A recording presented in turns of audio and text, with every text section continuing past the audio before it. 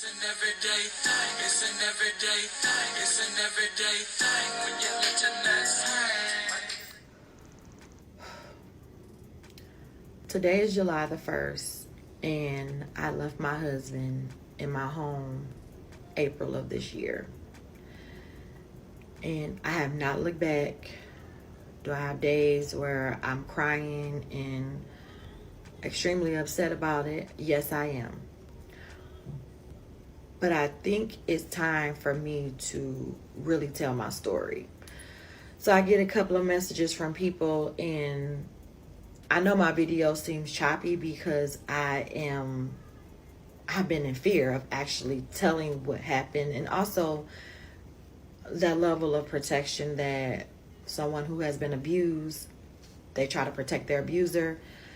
So in some sense, I'm still trying to protect that person and that part of my life, because it's not pretty, it's ugly. And if you know anything about me, this is not my personality at all. Like, I am not this person, but this is just what I'm going through in this season of my life, and I am going to share it. I want to share it, and then if you believe it, you believe it. If you don't, you don't. But I have to get it out, and then maybe I'll go to eventually dancing on this app. But right now, I'm here to tell my story. So I get messages from people telling me to stay in prayer. Thank you. I'm constantly in prayer, and I appreciate everybody that's been praying for me, because I can feel the strength from others. I also had a cousin call me yesterday, and she talked to me and she prayed with me, and I was like, you're like one of the first people that have actually called me to pray for me and with me. So I appreciated that.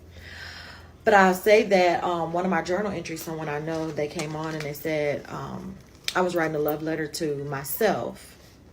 And she told me to write a love letter to God. And that is something I have actually been doing since about 2007. I've been writing my journal entries. Say, dear Lord, I love you, Lord. Dear God, like I do that. So I was cleaning up my room last night, and I found my prayer journal. This is one of the prayer journals that I have. It was going to be a new one. I tell you, I have stacks of them. But this one, I started an entry on 2 days after my birthday. My birthday is January 26th. This one is January 28th of this year, 2025. And in order for me to tell my story, I am going to have to get out of fear so I can tie these videos together, because they are all over the place. And that's because my emotions are all over the place. But I'm ready to tell. So I have a journal entry that I'm going to read. So stick around. If you stick around, you'll understand. It'll all come together eventually. It's going to take me a couple of videos to get through it. But stick around for this journal entry. This says, good morning, Lord. 20 years ago, I was in an abusive relationship. Today, I'm in the same situation with a different monster. Not even a monster, a demon. How can every happy moment in my life get overshadowed by someone else's darkness and insecurities? My 20th class reunion. My husband ruined my 20th class reunion for me. Tamar Braxton's concert. I'm a huge Tamar Braxton fan. And the day that I met her, I got a chance to sing on stage. He ruined that for me. And now my birthday. I spent my birthday alone. I spent my birthday alone this year, and that's another video. But my feelings are so hurt. I did absolutely nothing to deserve this pain. I had so many chances to leave, but what about everything I worked hard for? And whenever I write in my prayer journal, if the Lord starts speaking to me, I stop whatever I'm writing and I write what he says. And this is what the Lord said. This is what the Lord said. Everything you have, I have provided. You have depended on me and not anything or anyone else. I will restore. Just depend on me. This is January 28th. Then I wrote, Lord, I get tired of starting over. I'm 41, Lord. Why? My life has been for someone else for years. Lord, I'm asking you to provide me additional income so I can get out of debt. Remember, I told you all in another video I was the breadwinner. And I had to pay all the bills, or I was paying all the bills, and my debt, I had to pay just minimum balances. So I just want to get out of debt and get me a car. And every time I leave, he takes my car from me. He's taking my car from me again. Who would have known? I'm ready for a fresh start. I will go back to serving like I promised. I was serving in the children's ministry, but I got distracted. And the reason why I got distracted is because every single time that I serve in the children's ministry, we argue or fight. The first time he put his hands on me, I served in the children's ministry that morning. By that evening, I was abused. I need to get out of this marriage safely. I'm in danger. I need enough to get an apartment and new furniture. And the reason why I was specific with the new furniture was because I furnished the entire house. But I know if I left, he wasn't going to let me take a thing out of there. So that's what I asked the Lord for. And then the Lord gave me a scripture, and then I turned to my Bible, and I do have my Bible here. To 1 Peter 3:10-12. And it says, for whoever desires to love life and see good days, let him keep his tongue from evil and his lips from speaking deceit. I am not lying about what happened to me, to the family member of his who telling me there's two sides to a story. I would never lie my husband like this. Let him turn away from evil and do good. Let him seek peace. What that word say? Let him seek peace and pursue it. So the first time that I experienced domestic violence with my current husband, I woke up that day and it was just a normal Sunday for us. I got up, prepared to get ready for church because I had to serve at the children's ministry department at my church. So I had to be there early, went there, taught kindergarten, first grade, came home, and then we all needed new phones. So him, myself, and the 3 children. So my 2 stepchildren and my son, we all needed new phones. So we went up to Verizon, was up at Verizon for like an hour, getting new phones.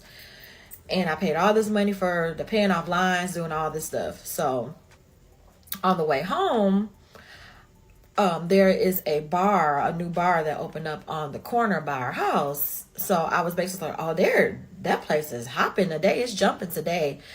And he was like, yeah. He kind of like ignored it. But I know this is a spot that you go to frequently. So it's a nice day. This is April of 2024. So it's a nice day. It's one of the first nice days that we've had. So let's go. You know, we're a Velcro couple. To side note, my husband and I, we're a Velcro couple. If you know us, we go everywhere and do everything together. If I have something that I'm doing with my friends and I know I might have too much Prosecco or something like that, he's coming to pick me up. We do everything. If you come to our house, it's so quiet, it's so peaceful, and we just always enjoyed each other's company. So me saying something about going to this bar on the corner or this new spot on the corner, like, why didn't we turn in? So then next door to this place is an ice cream shop. And I was like, well, let's get some ice cream. We should get some ice cream because we always go get ice cream and we go across the street to like sit on the park benches. He's like, you don't need no ice cream. I was like, okay, I don't need any ice cream. So we proceed to go home. We get home. As soon as we get home, he tells me that he's going out to meet his friend to shoot pool. I'm like, what? It's a beautiful Sunday and you are going to a bar to shoot pool, and it's dark in this bar? So he's like, yeah, we're gonna go up there and meet to shoot some pool. So I was like, well, I'm gonna go with you. He was like, no, you're not gonna want to go up there, and you don't need to be around men and stuff all the time like that. I always go with you when you shoot pool or go hang out with friends. Not always, but it's not abnormal for me to go somewhere with him. And I don't go a lot because I don't like to sit around men. But I'm like, okay, it's a nice day. So I was like, okay, well, whatever. I'm going to just sit here. The woman intuition is kicking in. Like, it was kicked in some time ago when she mentioned the bar. But now it's starting to kick in. Yeah. She ain't just clueless in this point. She not clueless at all. At work. So I was sitting there working, and I'm like, and the only reason I was going to work, I was just going to get my Monday started, because this was a Sunday. So I was just going to get my Monday prepared. And I'm like, I'm about to go where he's at, because it's nice. I'm not sitting in this house. So I get in the car, and I call him. We have cameras. When I tell you, I was under surveillance in this house. He knew everything I was doing, everybody I was talking to. He's going to say all day he didn't have any listening devices or nothing in the house. He did. Every conversation, he would come back and repeat things that I've said to people. And I'm like, how did you know that? Your friends tell me stuff. Your family tell, people come back and they tell me everything. No, you have me under surveillance, sir.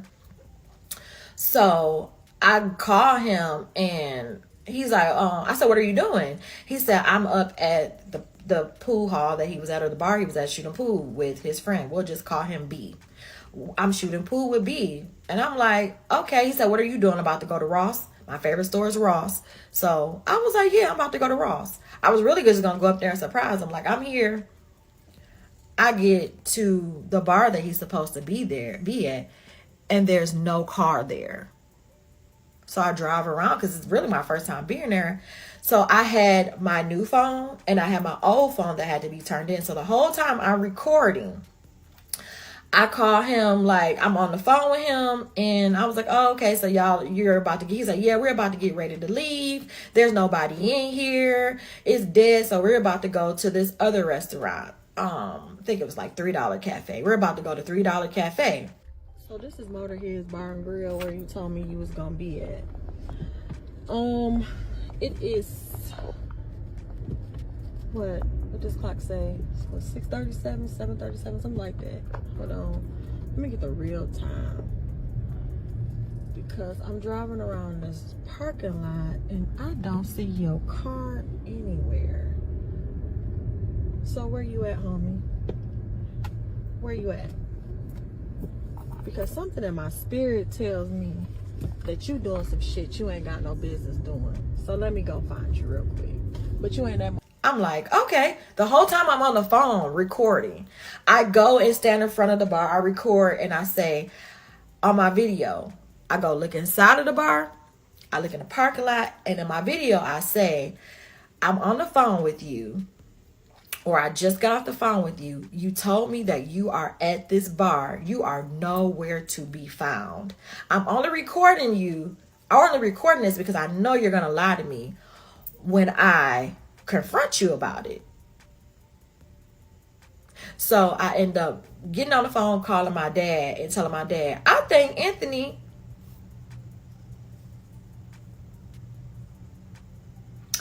Anyways, I think he's lying to me. He's somewhere. He told me he's one place and he's not there. And I went, and my dad is a joker, so he was laughing. He said, oh, he about to get caught up.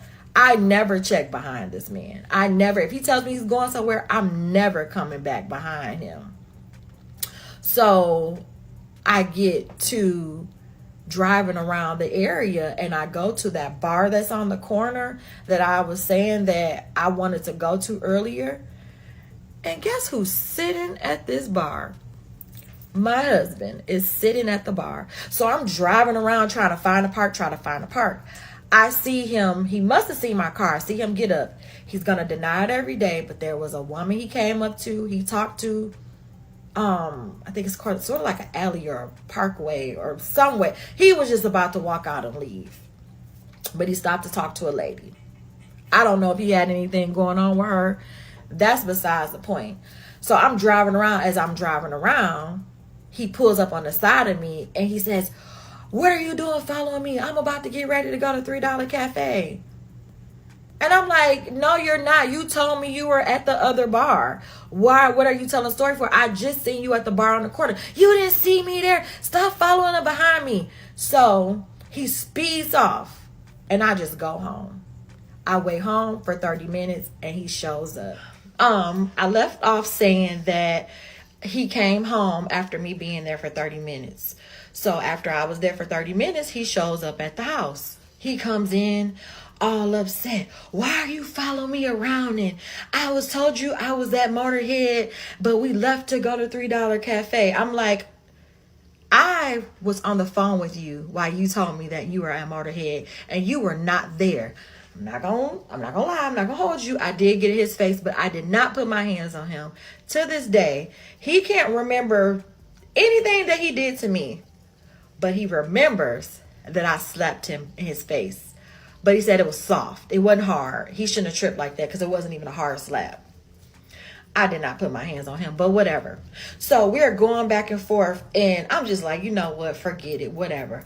I go in front of the couch, and he's behind the couch, going back and forth, pacing. I'm folding towels. No, actually, he left. He left for about 25 minutes, came back with a receipt and some chicken bones, talking about, I had to go back up there and pay my tab. I left because I was trying to see what you were doing. So he wanted to show me the receipt. This is what time I was up there. I'm like, you know what? I don't even want to see the receipt. Whatever, keep it. So at this moment, I had calmed down. I was like, you know what? He on some bull. I don't have time for it. I started folding towels. The towels were on the couch. So I started folding towels. So he's constantly going off, talking about everything I've done in the past, talking about I've cheated, all this stuff. And he going off. I'm like, whatever. I don't got time. Like, you weren't where you say you was at. You was telling me a story. I'm folding towels. All of a sudden, he goes, that man spit in my face. So the people that comes on and says there's two sides to a story and what did you do and all of that, I don't give a damn what I did when I know I didn't do anything. But you don't spit in anyone's face. At that moment, I knew our marriage was done. That morning I woke up, that Sunday morning, I was in love with my husband. Like, that moment, I knew our marriage was done. So I stopped and I'm like, so I wiped my face off with one of the towels. And I'm like, okay. I'm not gonna say that the marriage was done prior to the spitting in the face, but I think she felt it was time to move on, but she didn't have confirmation. That spit in the face was confirmation, and then so she might have been in love with him, but she knew something was up this entire time. So when that happened, it ain't like you flip a switch and, oh, divorce. You probably was never in love, if that's the case. In my head, I'm like, how do you handle this? Because I'm in complete shock. I kind of blanked out for a minute. So there was some way we was tussling again on the couch, and this time I was fighting back. Like, I was fighting like basically because he had got like on top of me or something. I can't even remember that part. I just remember I had the bruises on my arm, scratches all on my neck and everything. So I'm just upset. I'm crying. I go into my office and I just try to calm down, and I'm pissed off. So then he says, yeah, I know you've been cheating on me with all these men, and I know you've been with this person and doing this and doing that. I'm like, so you're going to justify why you weren't where you were at, but you just spit on me. I don't even care about nothing else right now. So I'm in there and he's like accusing me of messing around with these men. I was like, you don't even know what I really want. And this is what I'm saying out loud to him. I'm typing. And I said, I really want me, no one gets offended. I really want me a rich white man with money. When I said that, he stormed into my office and slapped me in my face, and I went hitting the wall. I hit the wall. If you go to his house, the mark is still in the wall. At that point, my spirit was broken. I didn't want to have anything else to do with him. Nothing. I knew April of 2024, my marriage was over and I had to get out of it. So for his cousin who came on my post with all of his there's two sides to a story and you're tired of hearing my story, or you sending me inboxes and talking about people are clapping for me and a man just want to clap my pants off. Your cousin spit on me. There's no reason to justify that. Make a 7-minute video about that and then come back and holler at me. Because would you want anybody spitting on your son, or would you want anybody spitting on your daughter? He spit on me and slapped me. So the next day I made a video. I'm not going to post that part, but I had a black eye, scratches on my neck. I had bruises on my leg, on my butt, on my arm. I knew it was over. That was the first time he put his hands on me.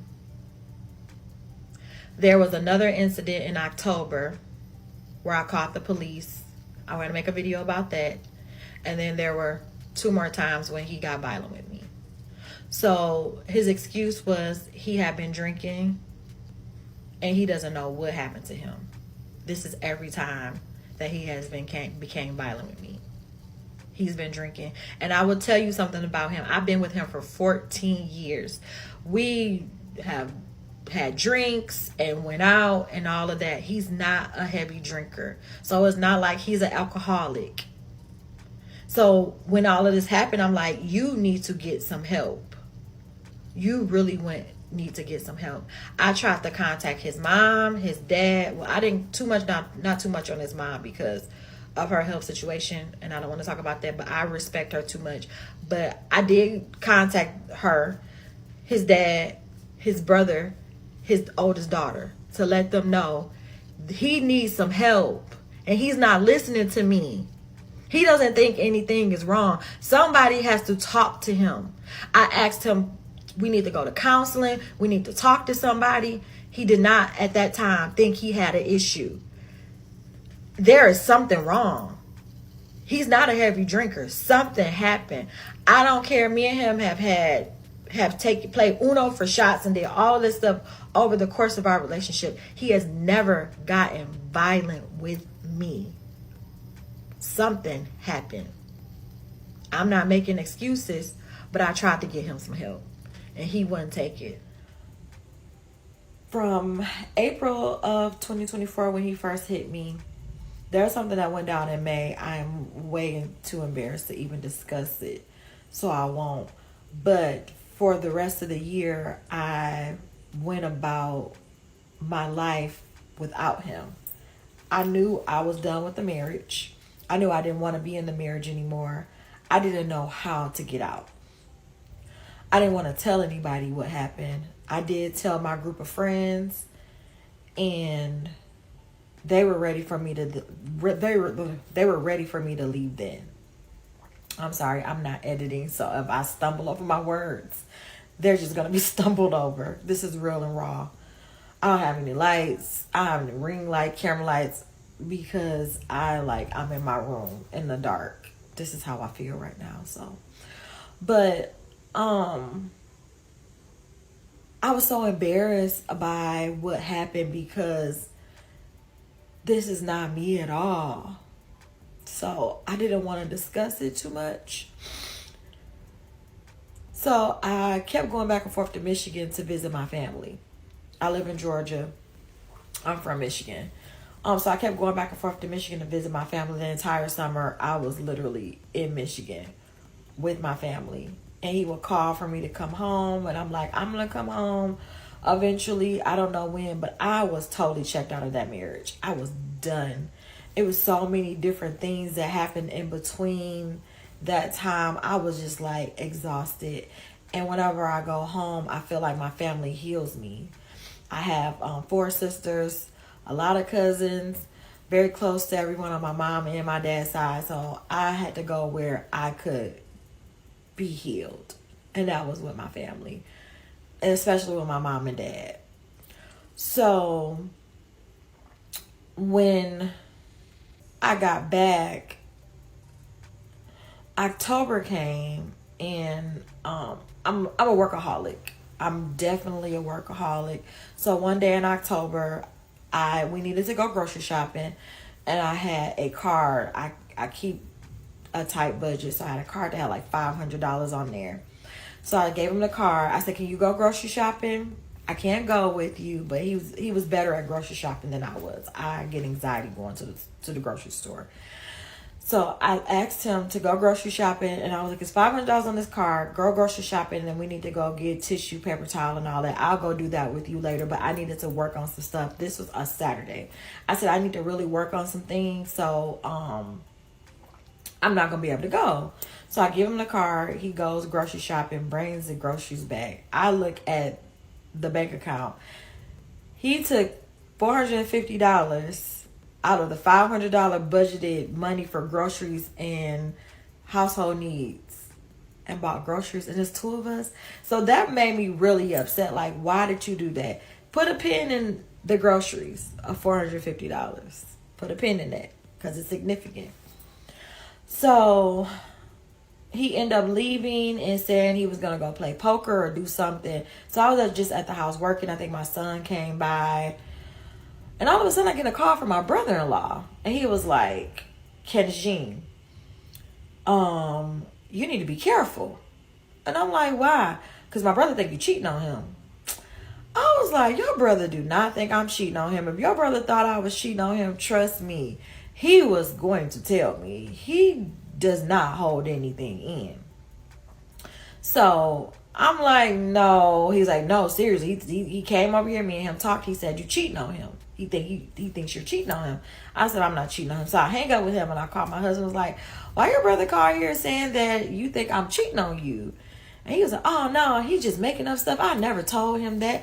I never said anything about me, you cheating on me. I was talking to him about something totally different. I was like, okay, whatever. So I told him it was a restaurant I wanted to try and he was going to bring the food. It took him like 2 hours to bring me my food and all of this.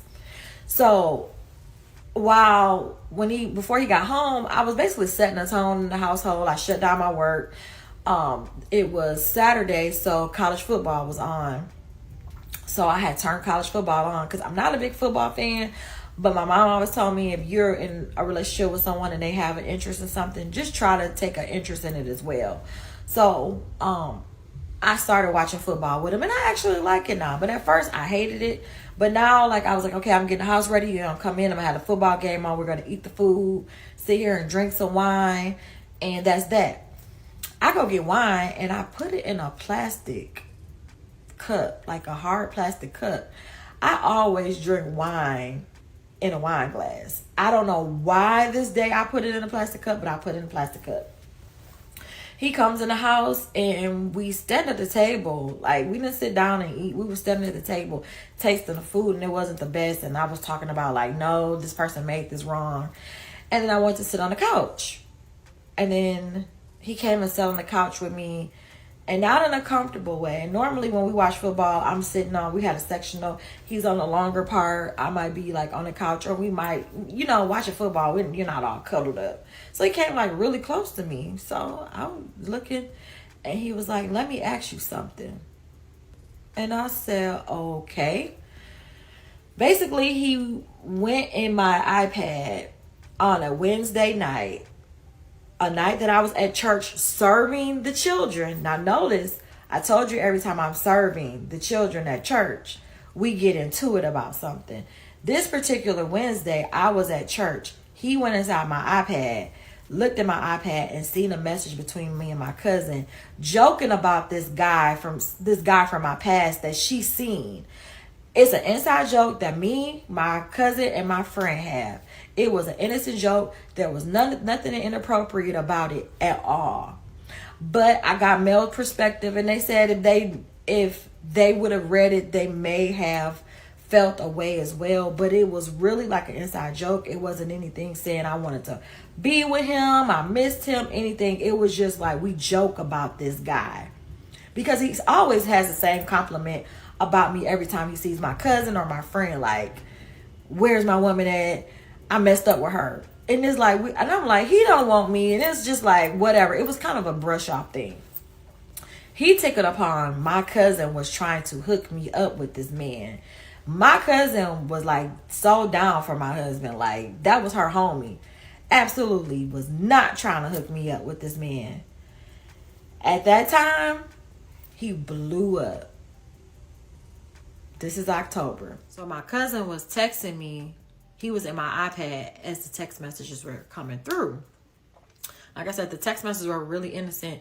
But when he confronted me about him, I was like, it was just a joke. It was not like, the messages were so innocent.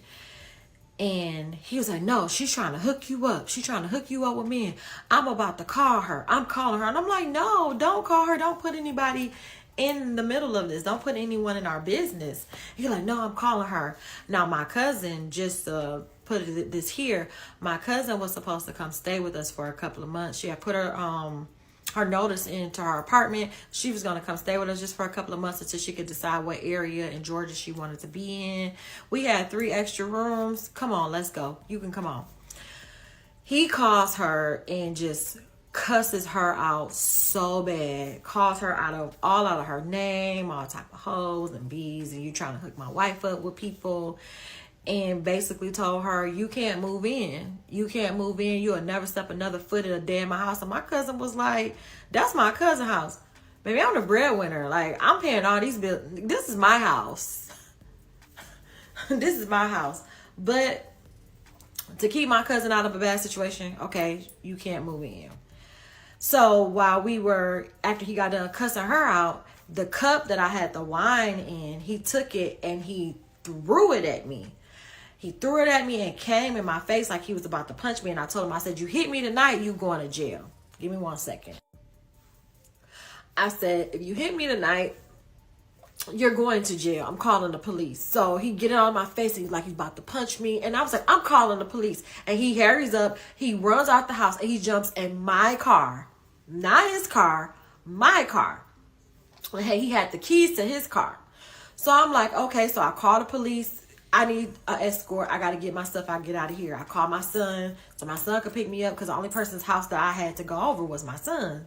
So my son picked me up, but the police got there first, and the police was basically like, we can stay here while you get some stuff, but we can't stay a long time. And I was like, okay, if you need to leave, I just need to get my work stuff and some clothes.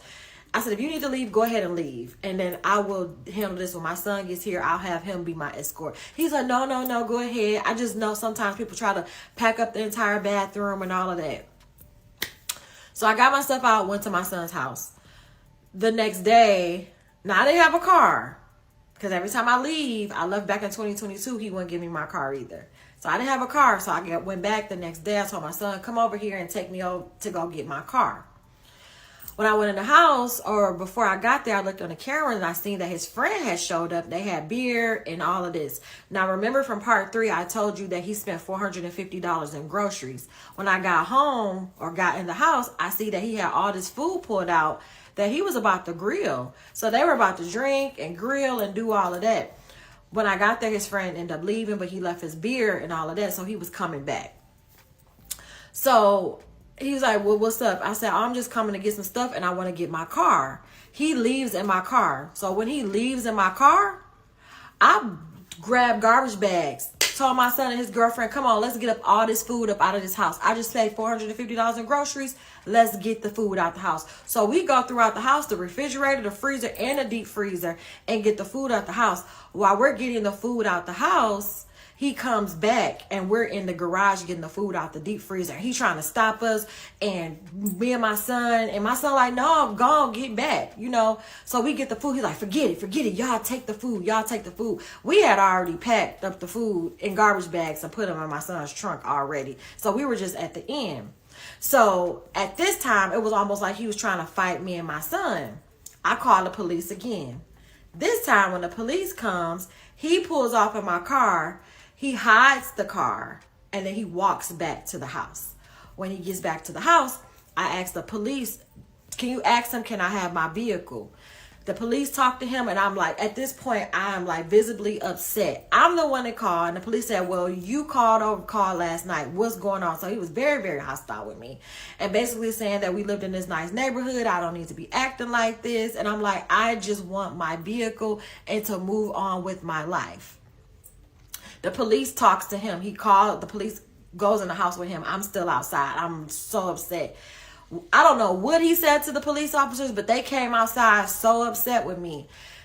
Like I said, I believe he had cameras. I know he had cameras in that house. He probably showed them the cameras of me taking the food. And it looks like I was being a hostile person, but I wasn't. I just wanted my food and I wanted the car. And I wanted to go on, move on with my life. The police came out and said, well, he said he's not going to give you a vehicle and we can't make him give you one. And you're renting in this nice neighborhood. I said, hold up, stop. We're not renting in this neighborhood. I'm a homeowner. And I said, I pay all the bills in this house. So this is my house. He said, well, he's not going to let you have a car. So it's best if you go ahead and leave and calm down right now. Make a long story short, I was this close to getting arrested. And my son and his girlfriend calmed me down and I was so upset. So this is October. I'm sitting at my son's house. It's a 1-bedroom. And now, as violent as this man may be, I just refuse to believe that she was just not the problem. Like, or she had no problem at all. Like, she's just this person in the story, but never did anything wrong. But if the police get mad at you, I mean, just logically speaking, and I hate to be like this, because if she was being abused, we want to be like, whatever to the abuser. But I mean, maybe there is two sides to the story, like the cousin said. But at the same time, you know, your story is your story, his story is his. I just think like y'all both don't need to be with each other. That's what it is. Like, you knew he was cheating when. And I'm only saying this because she's the person telling the story. Her telling her husband that she rather have a rich white man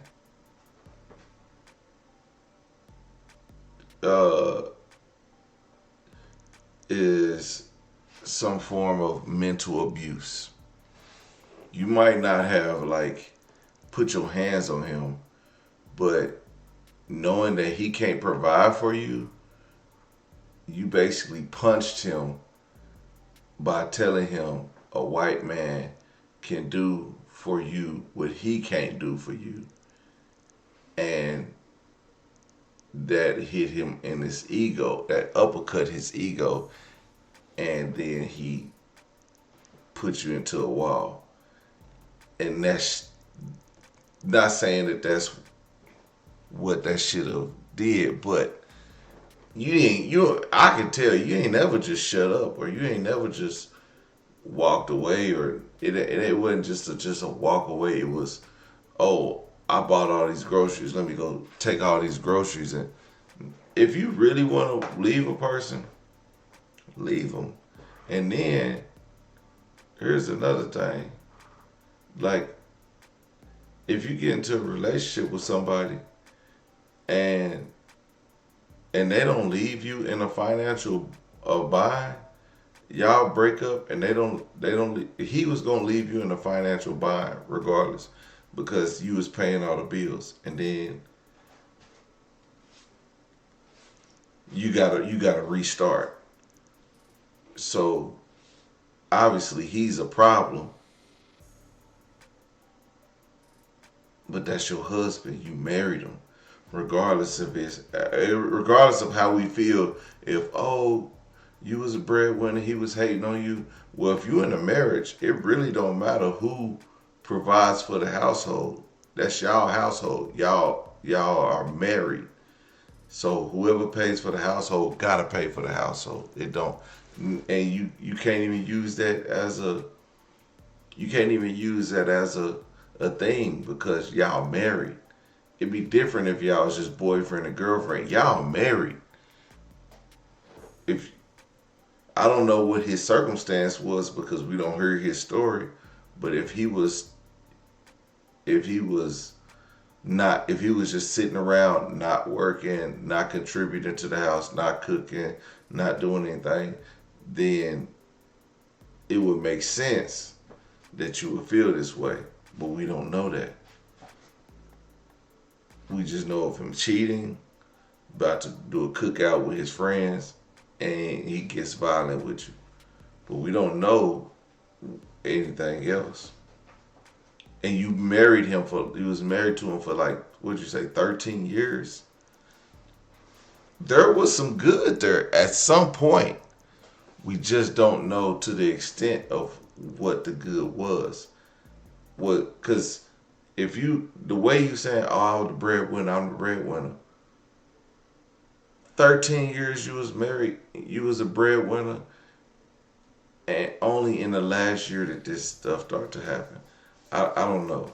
I have to hear more to the story. Like, we got a lot of this story to go, so I'm gonna just hold my comments. I'm like really uncomfortable. I'm sleeping on the couch. I'm just like, okay. He has a girlfriend. I'm like, I'm taking away from his privacy. So I stayed with my son for like 2 weeks. I end up going back home for like, I think it was like the end of October. I was going to buy me a car, but I had a conversation with an attorney, and she said, you don't want to continue to get marital property because the more marital property you get, the more you have to divide. I'm like, okay, so I'm not going to go get a car. So I didn't go get a car. I did go back home. But all of this time, I had in my head the plan of me getting out of this house. He told me he was going to go out of town, and I was going to go through my plan, but he never left. So I stayed at the house for a couple of more weeks, and then I ended up going to Michigan like the end of November, beginning of December, to be with my family from there on into Christmas. Stayed in Michigan for Christmas. He was begging me to come back because his birthday is New Year's Eve. I end up, okay, I'm going to come back. Shouldn't have came back. I shouldn't have came back for him. I should have came back, but not because of his birthday. So my cousin drove me down from Michigan to Georgia, 13-hour trip, so I could be with him for his birthday. On his birthday, we sat down, we talked, we said we're not going to bring up anything from the past. We got a little jar. We're not going to cuss at each other. We're not going to be negative. Whoever's negative, they're going to have to put $5 in a jar. All this time in my head, I know I didn't want to be here, but I'm trying to play the get along game in order to figure out how am I going to move out of this house and get my stuff. So this was December 31st. We agreed. My birthday was January 26th. I had a whole weekend planned. By January the 25th, not even 30 days, he abused me again the day before my birthday. And we sat down and we talked about not discussing the past, being positive. We had a jar. If one of us was negative, the other person had to put money in the jar. I already knew that I didn't want to be in the marriage anymore, but I was so caught up into me working so hard for the things that we had. I was like, I'm not leaving here and he gets all of this stuff or waiting all this time. Because I started a new job, but I took a major pay cut. And when I did talk to a divorce attorney, we were discussing it. And I was making at the time like almost 3 times more than him. So I was about to have to pay some money. I was like, no, I'm not willing. So I started another job I took a major pay cut, making less. And I'm just like, I just have to deal with the consequences. I'm going to ride this thing out until I don't have that income anymore. I'm not paying him nothing. So fast forward to my birthday weekend, making the plans for my birthday. I've never really had anyone else plan anything for me for my actual birthday. On my 40th birthday, because I turned 41 this year, my aunt passed away a week. One of my favorite aunts. Well, all my aunts are my favorite, but I was very close to her. And she passed away a week before my 40th birthday. So on my 40th birthday, her viewing was that day. And then the next day was her actual funeral. Man, I just can't get past this. But imagine a man taking a pay cut to avoid paying his wife more spousal support. All the girlies would be up in the uproar. Oh, he ain't this and he ain't that and this and that. Now, mind you, doesn't matter that the man ain't crap. The man put his hands on her. That's not what we talking about. Talk about the spousal support. Okay, I'm not. We're not even sure if he wanted to take that. Me as a man, I wouldn't even worry about it. Um, it's not necessary. If you're doing what things you need to do, you'll be all right. And for anybody, same thing. That same rule applies. If you're doing what you need to do, if you've been doing what you need to do, you may have to take a setback, but you're going to get together. You're going to figure it out. But I would never take a pay cut just so she didn't get more spousal support. Although I still think it's crap because if she have to pay spousal support, then it just is what it is. But it's not forever. Like it won't be for it'll be for a long time because y'all was married for a long time. But at the same time, don't don't lower yourself. Don't lower your standards because your marriage didn't work. And I'm pretty sure if everything that you said in this marriage really happened, I'm pretty sure you'll have an argument for not having to pay spousal support. You know what I mean? If a man is beating on you and all this other stuff, shouldn't that you shouldn't have to pay your abuser. I'm pretty sure there's enough judges that would fight for that right if this is truly the story because we don't know this person. We don't know either. I wish I could find the cousin so I could see what her side of the story is. But just if a man did this, women would be, oh, he ain't shit. But a woman do it, women champion this. I don't get it. Don't let him have nothing. He ain't worth nothing. He might not be worth nothing, but the fact of the matter is, when a woman's not worth anything and she gets spousal support, it's the same thing. It's the same thing. Funeral. My sister and my mom, I love them down, love them so much, planned me a 40th birthday party. And since everybody in our family was there for her funeral, they were there for my birthday party. And I had an amazing time, but we were grieving at the same time. So I said for 41, I'm going to plan my 41st, excuse me, birthday. So I had a whole weekend planned. Thursday, I went and got my basic pedicure, manicure, all of that. Friday, I went to a head spa. If you ever have an opportunity to go to a head spa, go to a head spa. That's something I wanted to do. Went to a head spa, got my hair done, and then I wanted to listen to live music. So my husband and I went to listen to live music that night. That Friday night. So Thursday, nails, Friday, head spa, hair, and then live music. I bought me an outfit or two for every day. I'm like, I'm going to do this. I'm about to celebrate my life, celebrate myself, because 2024 was terrible for me due to the fact that this man had put his hands on me, and it's just like my world was just shattered after that. I wasn't the same person. Saturday, I planned to have a brunch with my friends, just some of my friends and my cousins, and I planned all of this stuff myself. I did my own makeup, put lashes on. I bought me 2 outfits for the day. So I was going to have an outfit for the brunch that afternoon, and then we were going to go to a club, not a club. It's more of an adult bar. I don't know if you live in the Atlanta area. I don't know if you ever heard of Ellery's. I wanted to go to Ellery's. I'm like, I'm 41. I want to go hang with the real grown crowd where they're going to actually dance because I love to dance. So I was going to hang with my friends earlier that day. And then me and him, we were going to go to Ellery's at like 9 p.m. because they don't open till 9. I was getting ready and I was going to ride with one of my friends there, but to my birthday brunch, but I was taking too long, and I know she's big on time. So he dropped me off. He had to work that day, and he was like, oh, I'll drop you off. Don't worry about it. He came home. He had worked overtime. So he came home and he dropped me off to my birthday brunch. So I had an amazing time with my friends. It's exactly what I wanted. While we were at the brunch, my cousin was like, it's still early. Let's go somewhere else. So part of the people that were there went home, and some people were gonna go to Ellery's. Other people, they just didn't, that was their day. And then some of us, we went out to continue to have a good time, have some drinks, just sit around and talk. We went to one spot, and on the way there, I called him and I told him, well, me and my cousin, the one that he told off, we are going to go to this spot just to have some drinks, and then I'm going to have her bring me home. I said, do you want to come pick me up? He said, oh no, I've been drinking too much, I'm not coming all that way. Go ahead and have her bring you home, it's fine. Okay, we get to the spot and the drinks were like $20 for a shot. I told my cousin, no, I'm not going to allow you to pay that amount of money for some alcohol. I'm sorry.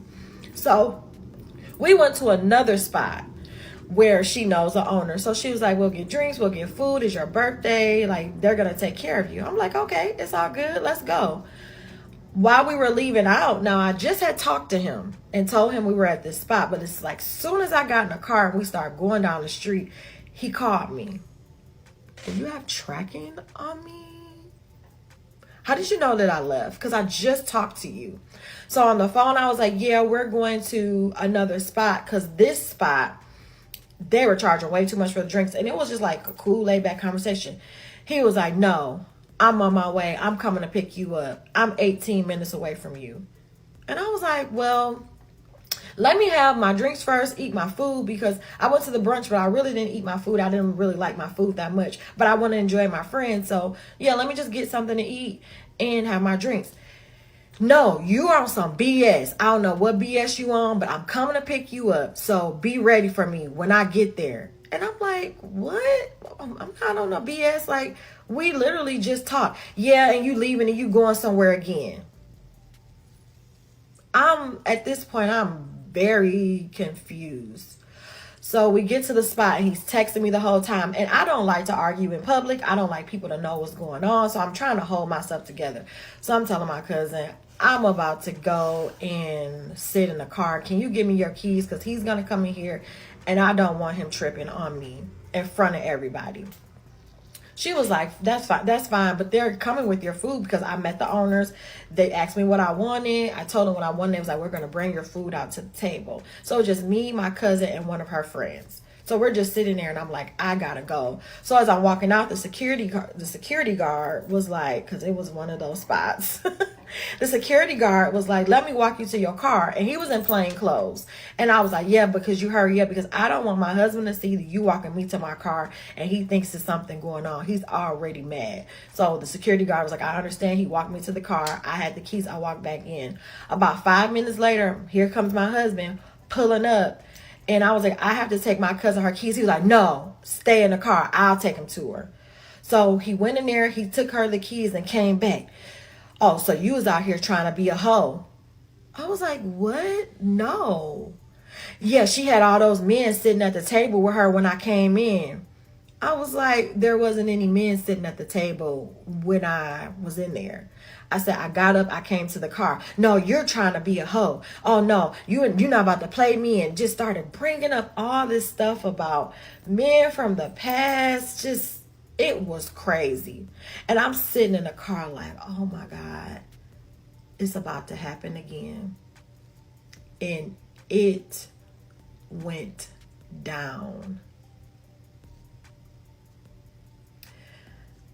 You can really tell how a man loves you by how they treat you on your birthday.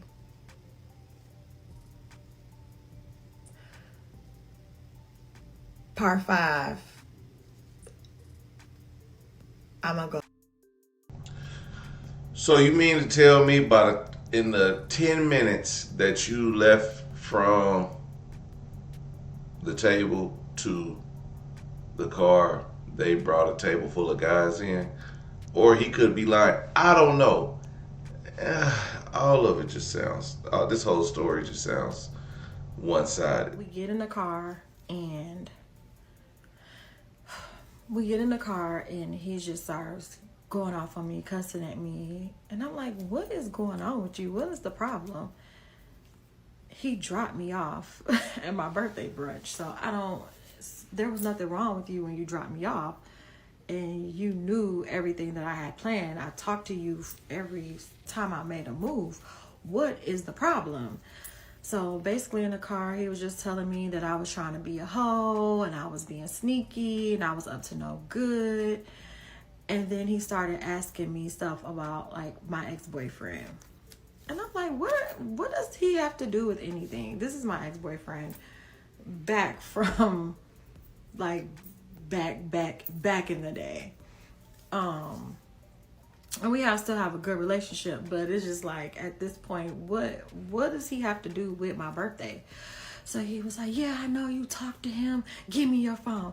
Give me your phone. So he's just in the car pulling my hair, and I had these long earrings on. So my hair is long, but I had these long earrings on to, go down with my hair. So he's pulling my hair, and I'm like, what are you doing? Why are you doing this? Why are you pulling my hair? Why are you doing this? So he's reaching to go grab my phone, and I'm like, no. And my clutch was it was like a harder clutch, so I'm trying to fight him off at me. The clutch hits my chin, and I get a big bruise on my chin, and I'm like, what is going on? I'm like, stop, no, like, stop. And we're on the highway in Atlanta. Sir, you are going to unalive us. Calm down. And that's basically what he said. I'll unalive both of us in this car. And I'm like, Candace, calm down. But he's like pulling my hair, pushing my face, just like all this stuff. Like, why are you doing this to me? What's wrong with you? So we're getting closer home, and the only thing I can think in my head is get home safe, get home safe. Do what you got to do to get home safe. So when we get off the expressway, we're going just down a residential street, and we're at the stoplight. I see somebody at the stoplight. So as soon as I see people, I start banging on the window, help me, and trying to scream and get out the car. He's pulling me, trying to get me, and he's just speeding. So we get through our neighborhood, and we're going through our neighborhood, and I'm trying to jump out the car. And every time I try to jump out the car, he speeds off faster. I'm like, this man is about to hurt me or unalive me. So I'm like, I'm going to stay in the car. So I stayed in the car. We put up at our driveway. Our driveway is really long. So as he's pulling up in the driveway, I'm opening up the car to run out the car. He pulls me back, pulls off, and keeps going, speeding around the neighborhood, speeding around, like going everywhere. And I'm like, what? Will you stop? No, you not about to play me. You out here being a hoe, and you trying to be out here with your ex-boyfriend. I'm like, you guys, I live in Georgia. My ex-boyfriend lives in Michigan. I didn't even see him for my birthday. I'm like, what? I'm like, why are we talking about him? Like, what are you tripping off of? Like, you really need Did she to speak stop. to him? Like, what is going on? So he finally pulls up to the house. And when he pulls up to our house, I run out the car. And I run in the house, and I start locking all the doors. But, of course, he has all his keys on him. So he gets in the house. When he gets in the house, he's just on a full rampage in the house and cussing me out and getting in my face and all of that. So I had my dress that I was going to change into that evening hanging up. He goes in my closet and pulls down the dress that I was going to wear. And I'm like, I know this man is not serious. And I have to tell the truth of what I did. It may incriminate my character. But when he walked away, his locks are very long. They're very long, longer than my braids. Probably longer than my braids or long as my braids. When he turned around, I pulled him by his locks, and I dragged him from our bedroom all the way to the bathroom. I completely blacked out. My friend said, don't tell anybody I did that, but I did. I dragged him. We got some honesty out here. And then I stumped him. And then I uppercutted him. It was self-defense at that point. It was self-defense. And I knew in that moment, with me fighting back, that might be it for me. This may be the end. But I couldn't take it no more. I couldn't take all the cussing me out and pulling my hair and pushing me in my face, and I got bruises on my face.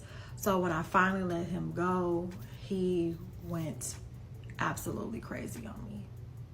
I was punched in my leg. I had a bruise about that big on my leg after he got done punching me in my leg, punching me in my ribs, punched me all in my arm. And I was in the bathtub at this point, and I was trying to like protect my body. So my entire body was being punched. He wasn't hitting me by my face. He was punching me here, punching me here, punching me in my leg. My leg is still, that was January. My leg is still sensitive on that side. So I run out the bathroom when he stops, and I sit on the couch and I start crying like, what is this? And I'm crying, and he's like, I'm going to call your dad, your mom and dad. He always tries to call my parents whenever something happens. And I'm like, no, don't call my dad. Don't call my mom. My parents are in their 70s. Why are you going to call them and bother them with this? I'm going to call Shell. You call who? So Shell is my oldest sister. My oldest sister. And if you know anything about an older sister, she does not play about her siblings. My older sister has 4 younger sisters. So it's 5 of us. She is responsible for 4 other people. And when I tell you she takes her job very serious, oh, she takes it serious. I said, oh, you want to call Shell? Okay, I call Shell. Now, if you see my sister, if you go back on my videos, we went to Disney for her birthday. Sweetest, sweet. I don't care. Sweet. Don't even think she cusses. I didn't even know she cussed. I didn't know. I've been knowing her all my life. My sister is 54 years old. I'm 41. That lets you know how, the difference in our age. But we're very, very close. My sister was my absolute saving grace in that moment. And she is the reason why I am in this room and away from that man today. I called my sister and I told her what happened. And she said, FaceTime me. And I called her and I was crying. And she said, put me on speaker now. My sister cussed this man out for an hour straight without taking a breath. My sister's in Michigan now. She can't get any close to me. But she said if I hung up that phone, she was calling the police. She was like, I'm calling the police. She called him all type of BANs. Look up what BAN is if you don't know what it is. She called him all type of broke BANs. My sister doesn't cuss. She said the next day she had to go to the church. She had to go to church for prayer. That's how bad it was. My sister said, go in the bathroom, wash your face, comb your hair, put your makeup on, put that dress on, and you call you an Uber to take you out to the bar that you want to go to for your birthday.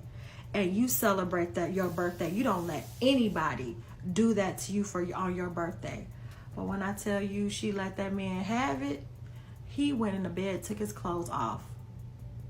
A brave soul. And went to bed. And that was the day before my birthday. I spent my entire birthday alone the next day, January 26th. Lunch and at the aquarium alone. And that's now how I plan to spend my birthday.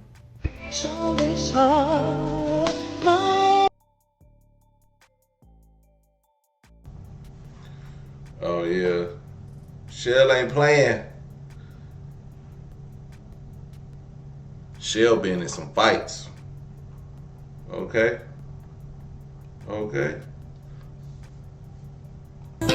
So, in part 5, I discussed the incident of how he ruined my birthday.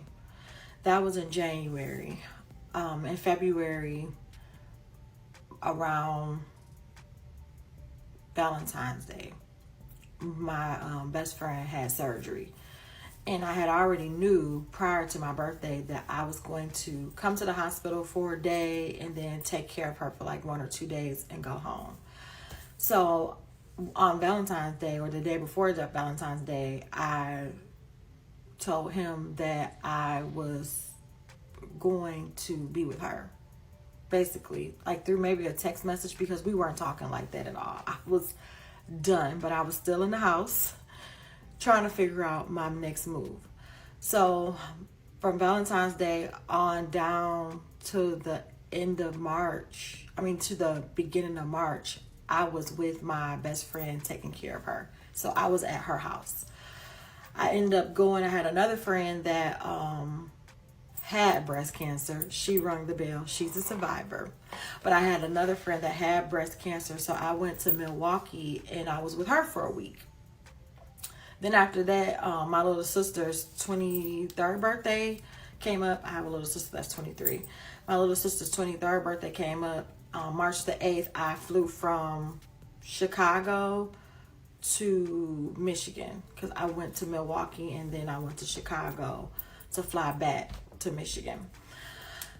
And I was in Michigan with my family from March all the way until like the beginning of April.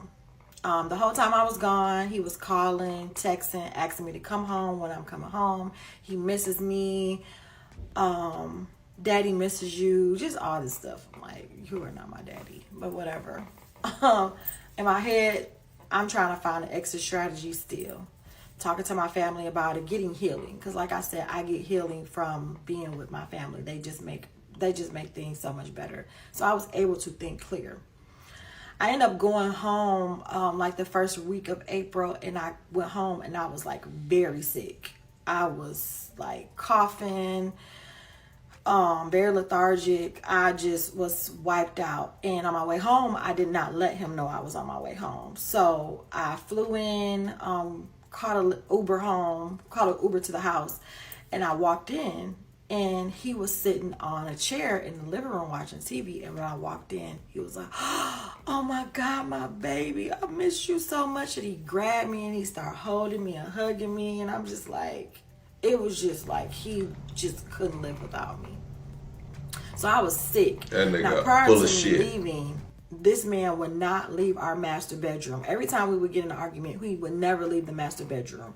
He would stay in there. He would say stuff like, I use the bathroom a lot at night, so I need to be closer to the bathroom, which we had another room on the other side of the house that had a bathroom right across, and it's just me and you. So you can just get up in the middle of the night, however you get up, nobody's going to see you, and go to the bathroom. No. So that left me to either sleep on the couch or the room downstairs or the room upstairs. So we had 3 empty rooms.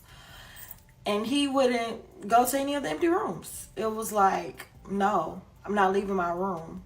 So with that, I came in sick. He was like, go, I'm sorry, go get in your bed. You haven't slept in your bed so long.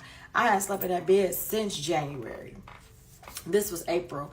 He was like, go get in your bed, sleep in your bed, and I'm not going to come in there and I'm not going to bother you. So I'm in there sick. He's bringing me orange juice and bringing me food and all of this and just letting me sleep in medicine. I'm wiped out. I don't know, and I don't care what's going on right now.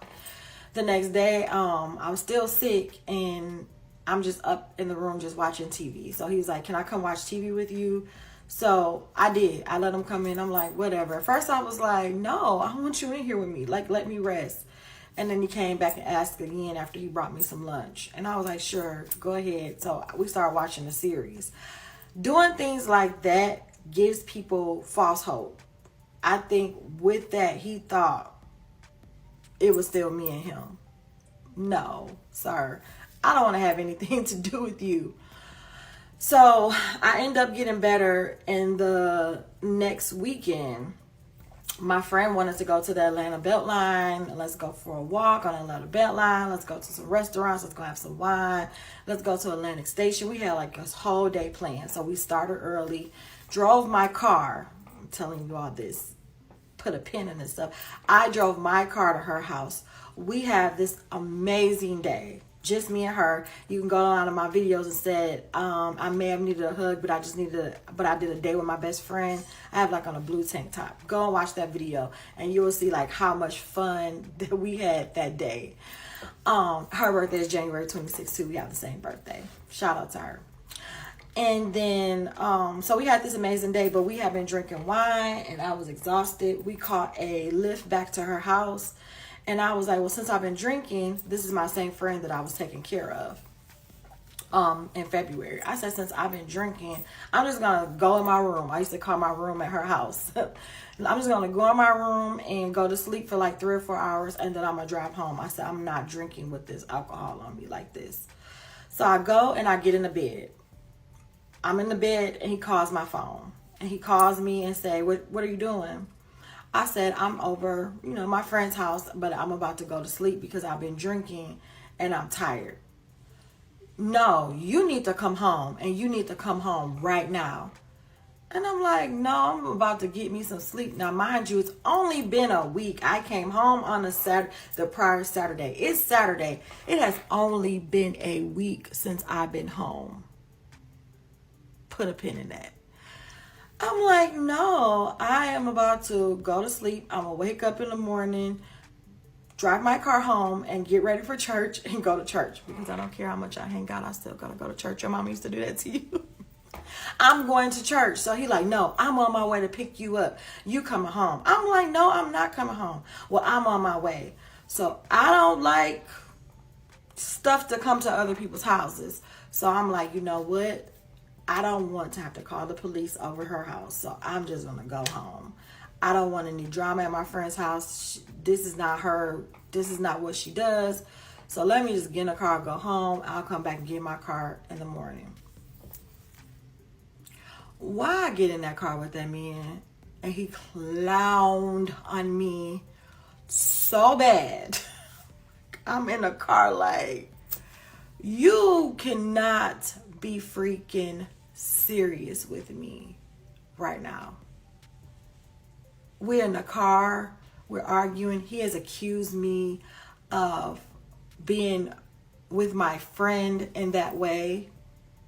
He has accused me of wanting to be with my friend and her boyfriend in that way. I'm like, what? I know what y'all got going on. You don't know what we got going on, sir. I was asleep. I don't look at either one of them like that, and I'm not doing that. What are you talking about? So we're in the car, and he is just saying all type of stuff. We get in the house. My phone rings because one of her friends were hanging out with us. He wanted to know. Now, this is someone she worked with, or he was like a client or something back in the day. He wanted to know, were we in the house safely? Innocent. This man seen my phone ringing and he went off. Give me your phone and all of this. And I'm like, stop grabbing me. What are you doing? Leave me alone. Stop grabbing on me. And it went down again. Stay with me for part 7. Stay to the end of this video. I'll let you listen. Because my phone just happened to pick up what happened. Stick around. Give me my phone. I'm finna open it up. You might forget about it. What are you doing? You better tell me what's in it. It ain't shit in it. Give me my fucking phone. You tell me what's in it, I'll give it to you right now. What are you doing? I'll give it to you. I swear. I swear I'll give it to you. Give me my shit. I would hand it over to you. I know the passcode already. Anthony, give me my stuff. Why are you acting like this? What's in here? Don't take my phone. Part 6, I stopped off and I had a video where my phone just started recording. I don't know how, but I just put a snippet. It was actually a 14-minute video. I got one question. All right, man. Honestly, let's be honest. If nothing was in your phone, you would let somebody go through it. I know I've been through this in relationships, and if nothing's in their phone, go through it. Shit. But at the end of the day, even if the person go through it, doesn't matter if they find anything, they still gonna accuse you of everything.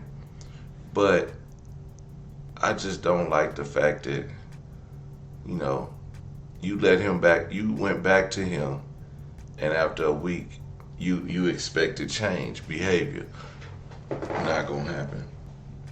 But and at this point, you fed up. So if you did whatever you did, talk to whoever you talk to, it don't matter. You ain't even been home.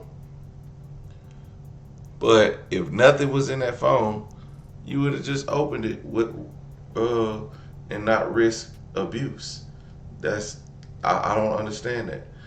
Cause you know he's violent, and you went home with him. With this, he's a dirtbag, but golly, like, cause y'all married.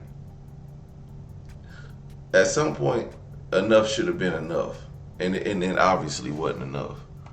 And there's some things that happened that night to me during that encounter I won't even discuss because I have to have, it's just too fresh. It's way too fresh. But I will say he did take my phone, and he had my phone for like 2 hours. So he texted my friend, and so not from my phone, but from his phone, and said that we made it home safe.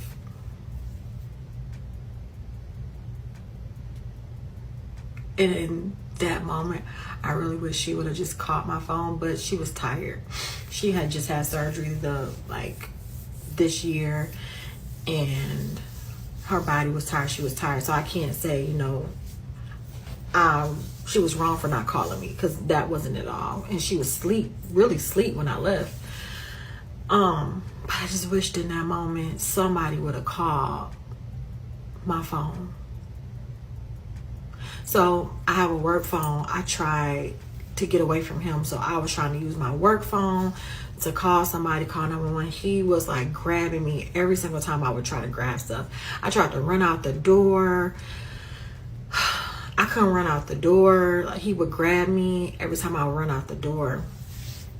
It was one point where my clothes were off of me, and I still was trying to run out the house. I said, I don't care. In the neighborhood we lived in, it's a senior community, almost like a retirement community. Although it's that, they couldn't really discriminate of anyone else buying homes in that area.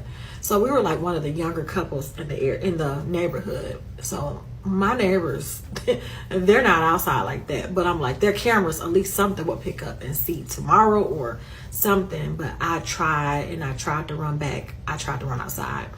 I ended up able to put some clothes on. I put some clothes on, and some way he dropped his phone. And when he dropped his phone, that's when he panicked. Looking for his phone, I was able to run out the house. But when I was leaving the house, I noticed his phone was on the ground right in front of the front door. So I took his phone and I put it under the mat. And I left. I was walking around the neighborhood, and I had no phone myself to call anybody, to do anything. It was going to be a long walk. I didn't want to knock on any of my neighbors' doors. It was like some way, like I have to have some dignity about myself, because it was like 1 o'clock in the morning. I'm like, my neighbors are like in their 70s and their 80s. So he gets in the car and he follows me around the neighborhood, and he's like, you see my phone? You see my phone? I'm like, no, I did not see your phone. I did not. So I ended up going in the house and going back home, and I went in the house and he gave me my phone back, because he was like, give me my phone back. I'm gonna give you your phone, you give me my phone. He ended up, I don't know how he ended up finding his phone, but that was the end of that. But I said, Lord, if you get me out of this house and get me out of this situation this time, I am gone for good. God is sick of y'all. Saturday night it happened, but it went into Sunday morning, because of course it's 1 o'clock in the morning. All day Sunday, I didn't go to church. I just laid in the bed. And just laid in the bed and was just praying, like, I have to figure out a way to get out of here. He comes to me, he tells me he's sorry, he was drunk, he doesn't even remember what happened. I'm like, you've told me this 4 times. We can't keep having this same conversation that you were drunk. So that means you made a choice to drink alcohol again, and it took over you. There's nothing I can do. I'm done. I'm leaving. I'm not doing this anymore. And it was a lot of begging and a lot of crying. And then it was like, oh, you think you're the only woman in the world? You're not the only woman in the world. Okay, that's fine. Go to that woman. Go to her. Monday came and I seen a article. Not an article. I seen a video about a couple that does like live streams and YouTube videos, and they were together for like 20 years, and basically everybody said they had like this amazing relationship, but he unalived her and unalived himself. And her family couldn't understand. The children couldn't understand. No one could understand why this happened, because they were like this perfect couple.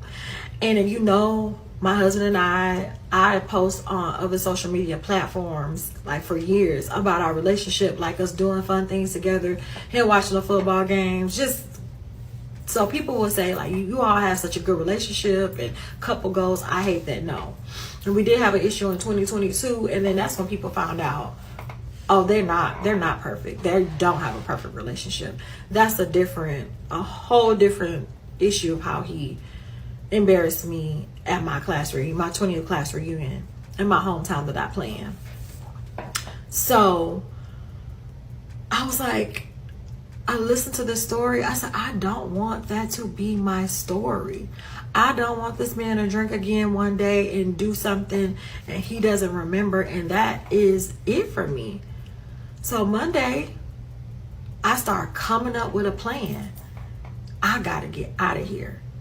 We were arguing all that week. And Tuesday came, and I called one of my friends, and I was sitting on the phone in the car. And he comes home and pulls up behind me. And it's basically like, who are you on the phone with? I hear you on the phone with the man. Who are you talking to? He's literally at work looking at the cameras of me at home in my car on the phone, because I stopped talking on the phone in the house. I was like, nope, I'm going to go. I'm going to sit in my car. I was trying to come up with a plan.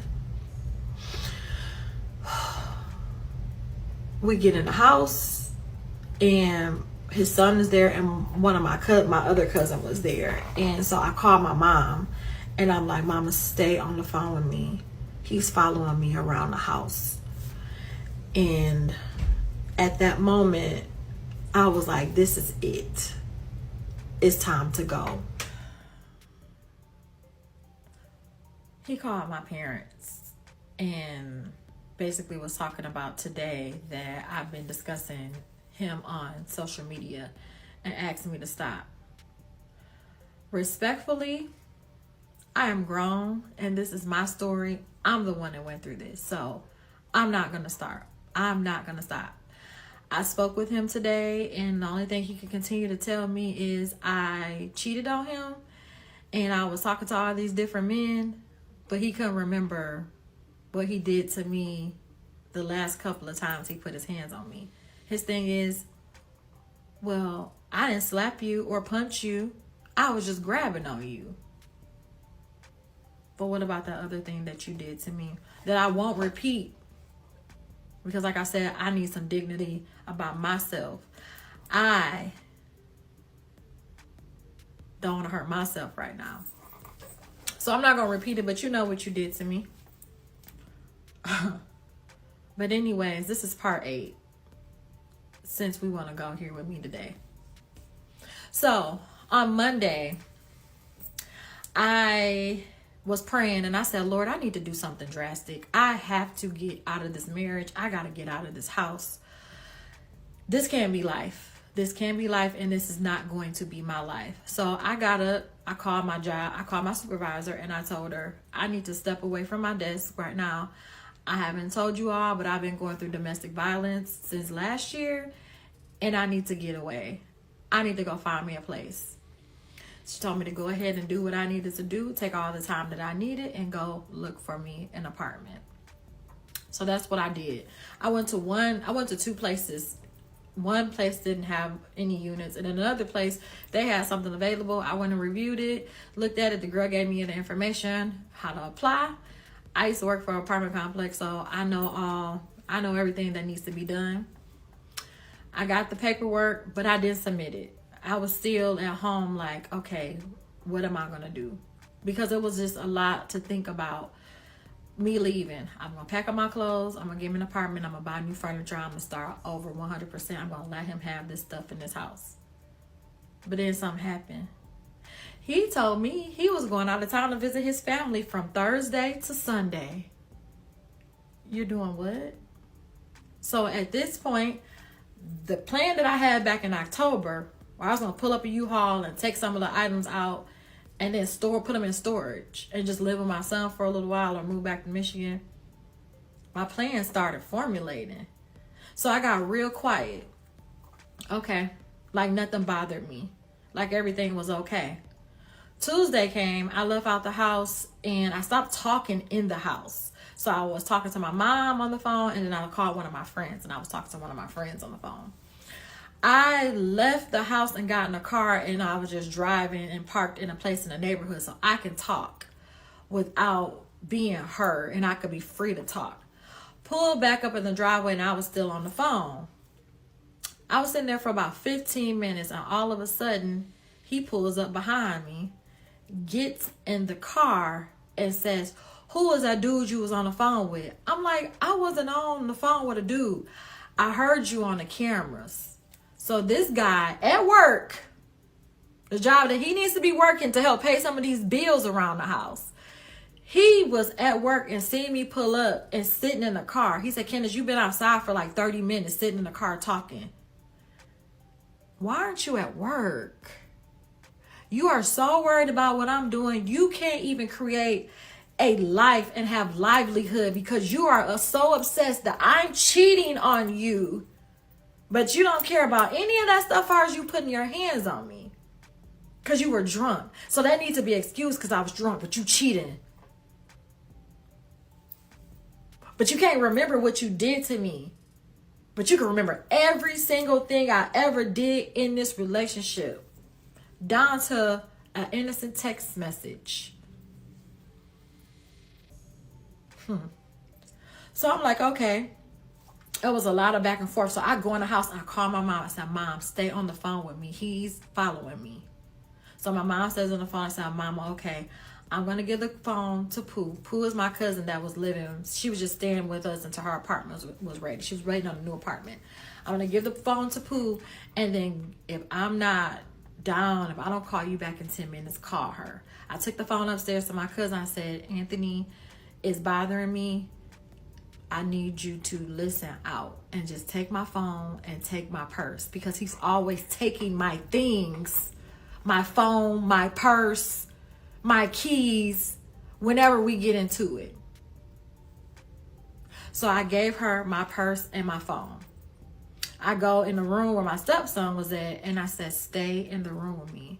I didn't want to put him in it, but he had already knew because my son told him, "Your dad has been putting his hands on me. I need you to stay in this room with me. Don't leave me."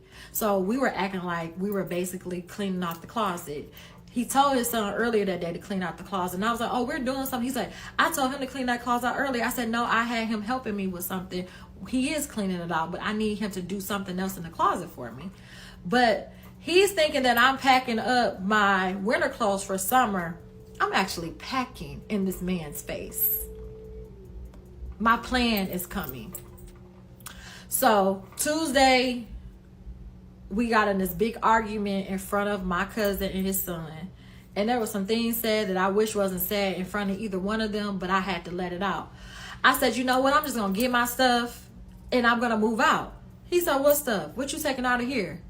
What stuff you think you taking up out of here? Somebody told me, one of your friends told me you want my house." I was like, "Who are you talking about?" Every single time we get into it, he tells me one of my friends or his family member has told him a secret about me. Sir, you got cameras and recorders in this house. You don't want me to tell what was found in my son's room when he lived with us. Don't play with me. So I'm like, none of my friends or my family members know anything about me wanting to keep this house. I don't want your house, sir. Keep it. I just want to get out of here. I don't want you, and I don't want this marriage anymore. So he basically saying, you know, I've talked down to him as a man and all of this stuff that I did in the past. I said, "Sir, you have not been a good husband to me. Okay, yeah, you raised my son. It's a package deal. When you're married to somebody with children, it's a package. You can't get the wife without the child. You can't get the husband without the child. I've been there for you and your children as well. Children. I have one child. You have children. And I'm not going to say on this video how many you have. And I have loved them and I've been there for the majority except 2 that I have never met before. Everybody else, I've been there. And even with me helping you pay bills, with you having child support, with me paying bills, I've helped you survive. So yeah, you raised my son. You were in the house with him. But financially, I was the one that took care of him financially. You got to do something. You think I'm going to just be in the house and paying all the bills, cooking, cleaning, and doing other wifely things? No. You need to take him to school. You need to cook and clean. You're going to have to do something if you're not paying bills. Why are you so entitled? So we get into this argument and I say, fine, whatever. You're leaving anyways on Thursday. It's time for me to go. Another thing is I'm a protector. I'm going to protect and take up for the people that I love. I used to take up for my husband so many times. I would never try to do anything intentionally to humiliate him or to hurt him. Like I said, he was my best friend. Was I his best friend? I don't know. But I love that man to my core. And I'm not going to sit here and lie and say I didn't. I did. That's why people say, well, why were you paying the bills? Why were you doing it? Because I had that man's back. He took advantage of that. He took advantage of me having his back. When he lost his job one time and things went another way for him, I sat there and I said, don't worry. I got you. I got your back. I regret the day I said that. When I went to travel for work and I needed him to hold it down at home and take care of my son, I told him, if you take care of Jalen, I got you. I got us. I got us. And I did exactly what I said. But my son was 13 years old. He will be 21 in a couple of months. I don't have to keep taking care of you for the rest of your life because you helped me with him. I made sure you were good. I made sure. I said, if we move in a different neighborhood, I want to live in a different area. I will pay more on the rent. Because at the time we were renting. I will pay more on the rent so we can live in a better neighborhood. Because I knew I was making more. I was taking full advantage of. And he will admit, you started making all that money. Why you didn't do this? Why I didn't hold you accountable? But when I told you I needed help, when I wanted to go in a different direction in my career, you wouldn't even do what was necessary for us to survive. You let me be out there and drain my savings account, basically, while you was out here bragging about you can get any woman you want, because I'm not the only woman in the world, and you such a fine...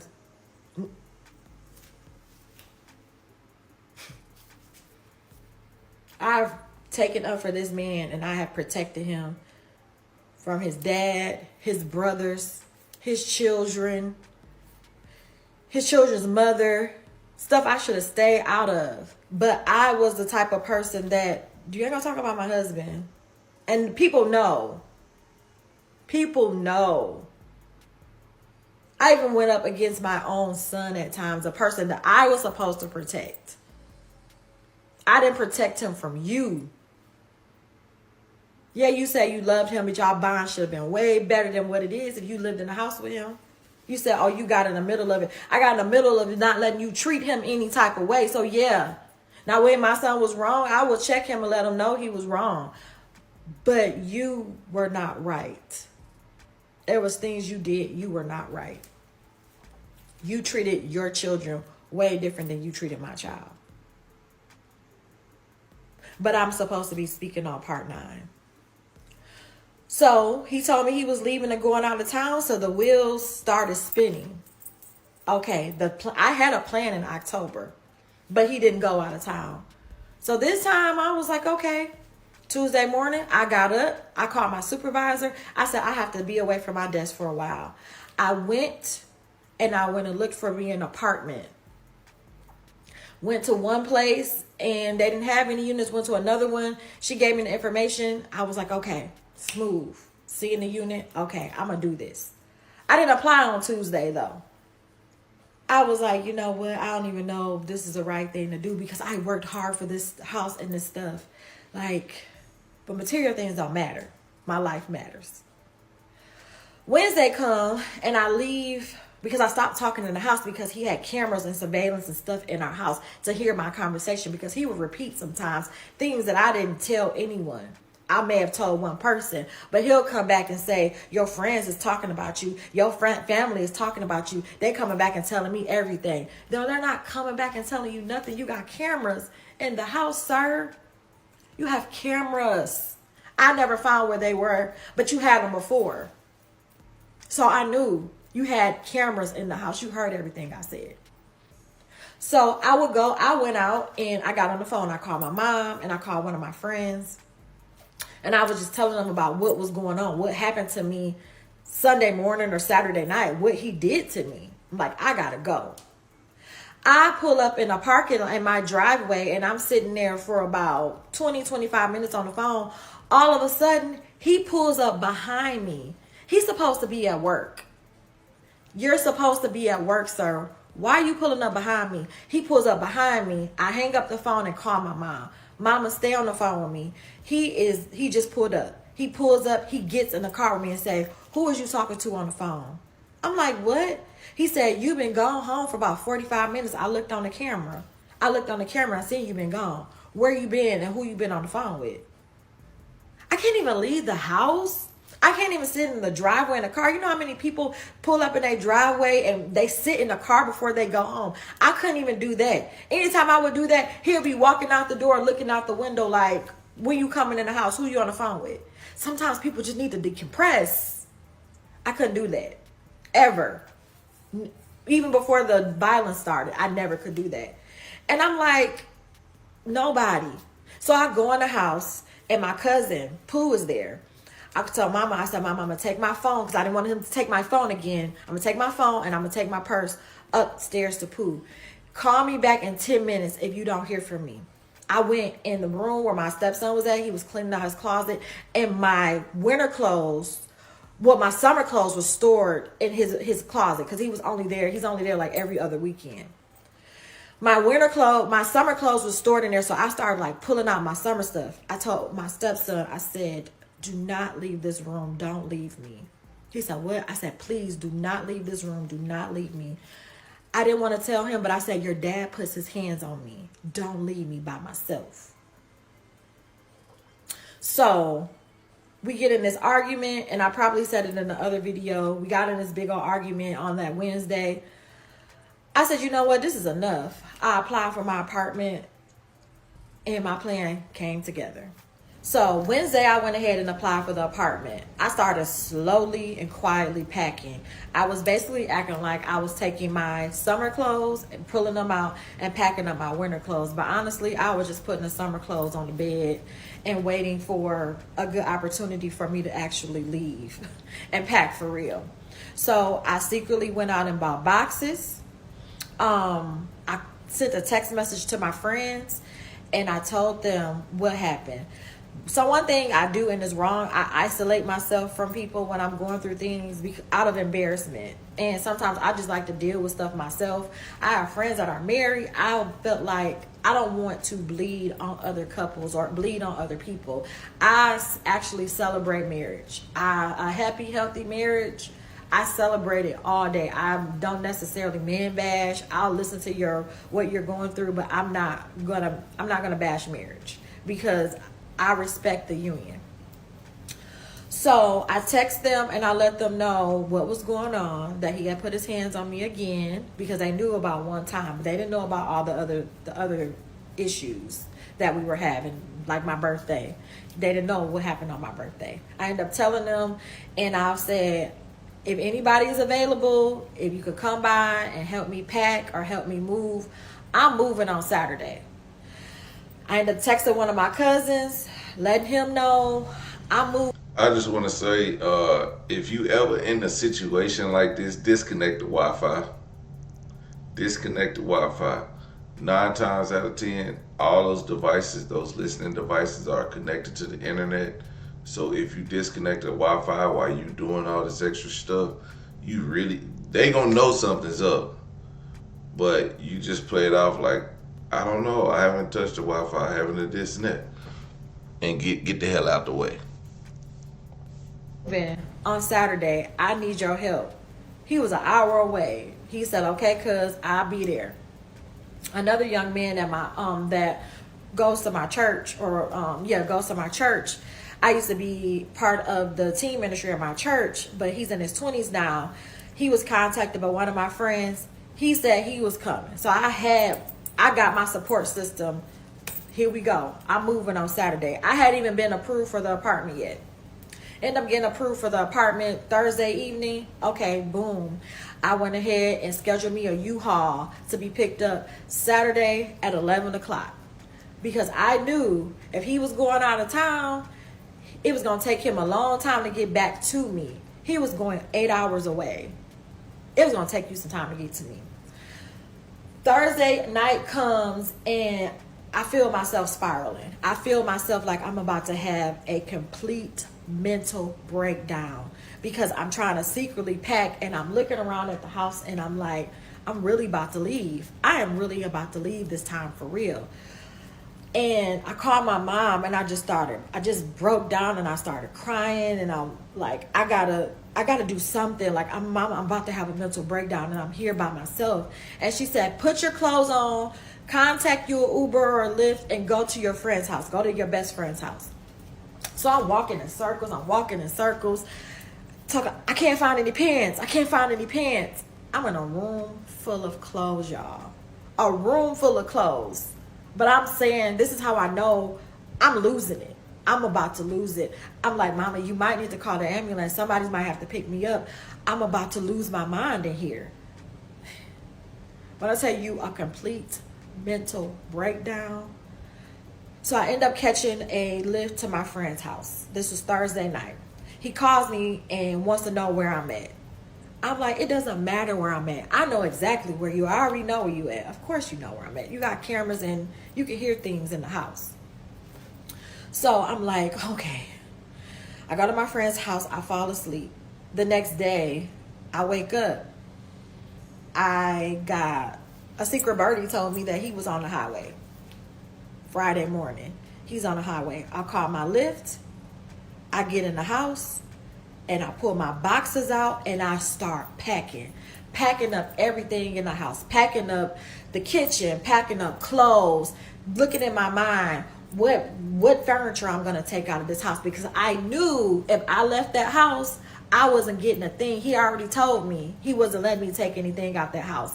I even know from his first marriage, he called the police and they escorted her off the property. I don't know what part of it's true, but I knew that he wasn't going to let me get out of this house with anything. So I'm like, you know what? I'm about to take my half. I paid for all of this stuff, but since Georgia is a marital property state and I got to give him half, oh, you're going to get half. But you're going to get half of the BS. So I took a table. I left him a table. I took the sectional. I split it in half. I took the long part of the sectional. I gave him the short part of the sectional. We had 6 TVs in the house, and one was a 75-inch TV my mama bought me for Christmas. Pull it down. Took that, took the big TV upstairs, took the TV out of my office. I left him a small TV in the bathroom, and his son's TV, and a TV in the bedroom. I had this big, beautiful bedroom set my parents bought me for... Well, I bought part of it and they helped me with part of it. It was too big, king size bed. Okay, we're going to leave that. But if we got 6 beds in the house, what was it? 1, 2, 3. I took 3 beds. No, we had 4 beds in the house. I took 2 beds. I left him 2 beds. I didn't even take the nice bed. I went through that house and cleaned that mug out. I don't care. I'm like Denzel say, I'm leaving here with something. You go get this house, but I'm taking my stuff. Friday night comes, and I'm literally done, really done packing. I'm looking at the house. I said, when my friends come, my movers come, we going right out the door. I got everything so we can go right out the door. We don't have to wait on anything. But then Saturday, I started feeling remorseful. Like, I'm really about to do this. So I called him, and I called crying. And I was like, Anthony, we got to get this together. Like, I don't know where we went wrong, but this was part of my plan. I had to throw him off. I didn't care. I knew that I was about to leave, but I did in my heart feel like, oh my goodness, I'm really about to leave.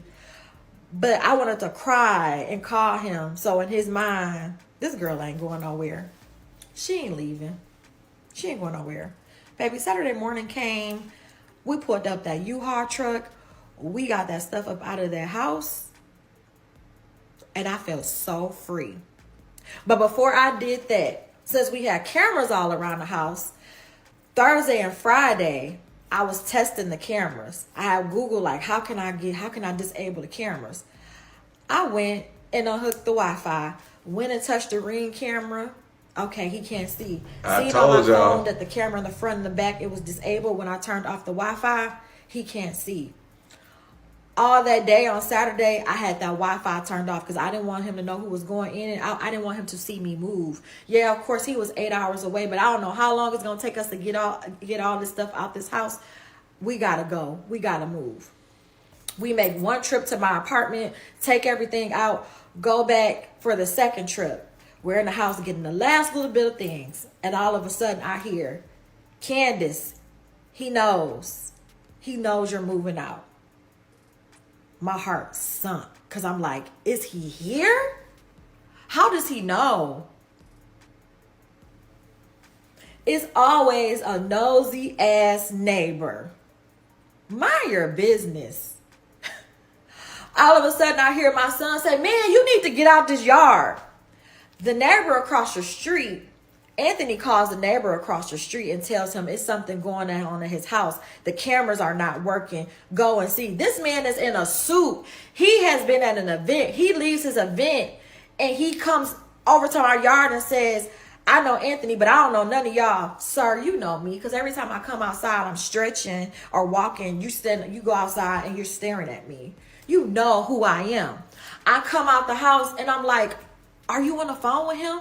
He said, yes. I said, hang up the phone now. He was like, what? I said, he beats me. Hang up the phone now. He was like, oh, I didn't know. What do I supposed to say to him? I said, you don't say anything. Hang up the phone.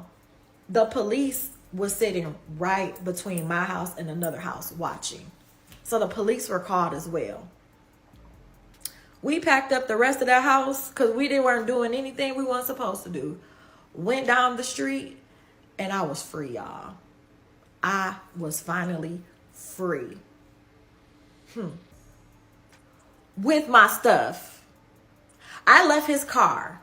He took my car to out of town with him. I left his car there because I said, this man probably got a tracker. I'm not letting him find me. So that's why I don't have a vehicle, because I left it. I wasn't getting caught. I'm back from vacation and I feel like I kind of left you all hanging because there's actually 2 more parts to this story.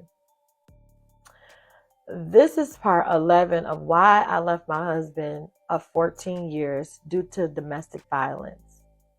But this is going to discuss his reaction of once he found out I finally moved out.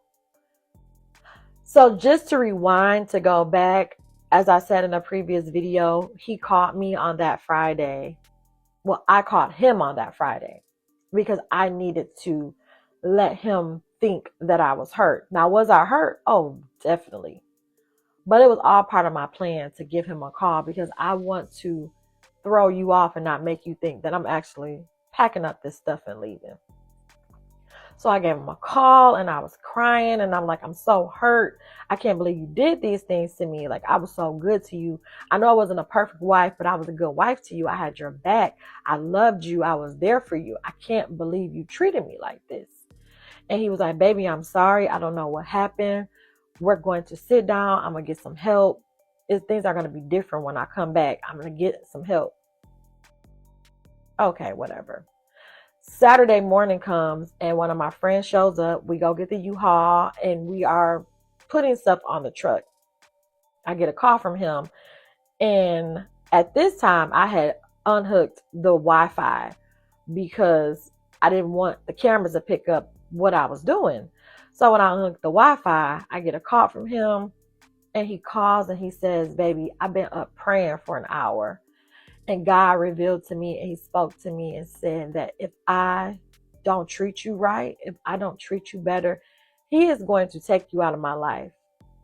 I had the phone on speaker and I had it on mute. And me and my friend looked at each other. And in my head, I was saying, you probably was praying. And you are right. I am out of your life. So he goes in this and he tells me he's sorry. And I'm like, okay, we'll talk when you get back. Enjoy your trip. My cousin comes in and it's time to take down the TV. And while he's taking down the TV, he's like, you want me to take the mount? I said, no, I don't need that mount. He's like, Candace, these mounts are expensive. I said, no, I want him to feel when he walks in this house and he sees that the TV is gone, he knows that I am out of here. I am gone. Now, all of this was prior to the neighbor blowing up my spot and letting him know that I moved out. So the dramatic effect of that part, it was missed. But still, to walk in a house that's fully furnished and it's empty, because I took all the pictures off the walls, the TVs, the bedrooms out of the bedroom. The beds out of the bedroom. So you have empty rooms. Yeah, you have a TV in your bedroom and a nice bedroom set, half of a sectional and a dining room table that we barely sat at, that we only sat at like Christmas and Thanksgiving. I took the good dishes. I took the good pots and pans. I left the old ones that I probably had for like 10 years. Figure it out. I took groceries, stuff out the pantry. If I got to start over, you starting over too. I'm not going to be the only person that's starting over.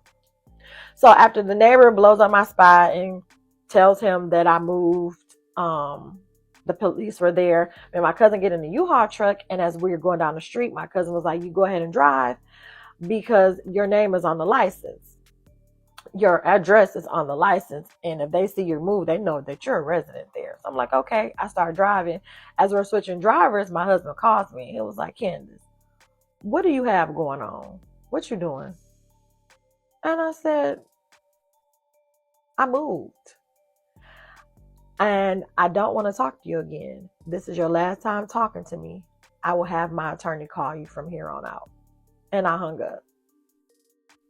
Those next couple of days, that man was blowing up my phone so bad. One night I had about 76 missed calls. Prior to me blocking, well, I did block him, but I did answer one of the calls because I want to know how you feel. He said, this is crazy. You did this to me. 14 years, Candace, and this is how you do me. 14 years, sir, and you put your hands on me several times. I supposed to think about you in that moment? I thought about you when I forgave you the first time, and I didn't leave the second time or the third time. Baby, it was time for me to go. This was my great escape. I was trying to do this in October of last year. You never went out of town. I did leave the car because as I said before, I wanted to make sure there wasn't a tracker on it. And plus, I didn't want that to be a conversation every day. Him calling, blowing up my phone, or sending me emails or anything. Sir, keep your car. I'm going to get a car back eventually anyways. But one of the calls, he said, Candace, I knew that you were leaving, but I didn't know you was taking everything. And you actually took too much. I said, I was fair. I left you half. He said, when I seen you pack up your perfume and pack up your clothes, I knew you was leaving at that time. But you were so arrogant, sir, and so full of yourself. You knew I was going to move out, but you didn't know I was going to pack all that stuff and leave that house. Because if I'm starting over, You starting over too. I'm not the only one. I'm not about to be in an empty apartment and you got a house full of stuff and then I have nothing. That doesn't make any sense. I already have to get another car. I already have to fight you for that. I already have to fight for the house to be sold. And you think I'm going to divide this stuff up with you? No. This is my way. And that's how I did it. This video is going to explain how he found out where I live. So after I moved out, I moved into my new place. I didn't let him know I had a new place though. I didn't want him to know I had an apartment. I really told him when I did talk to him that I moved back to Michigan and I put my things in storage. So for 2 weeks, I have been in this place of peace and quiet, ducked off in an area that you just really would have to know that these apartments are here in order to know where I'm at. Nobody else knew where I lived besides my friends and my son and one of my cousins. Everybody that knew, I trusted them not to say anything to him about where I was at. I also asked them not to tell their significant others about where I was at.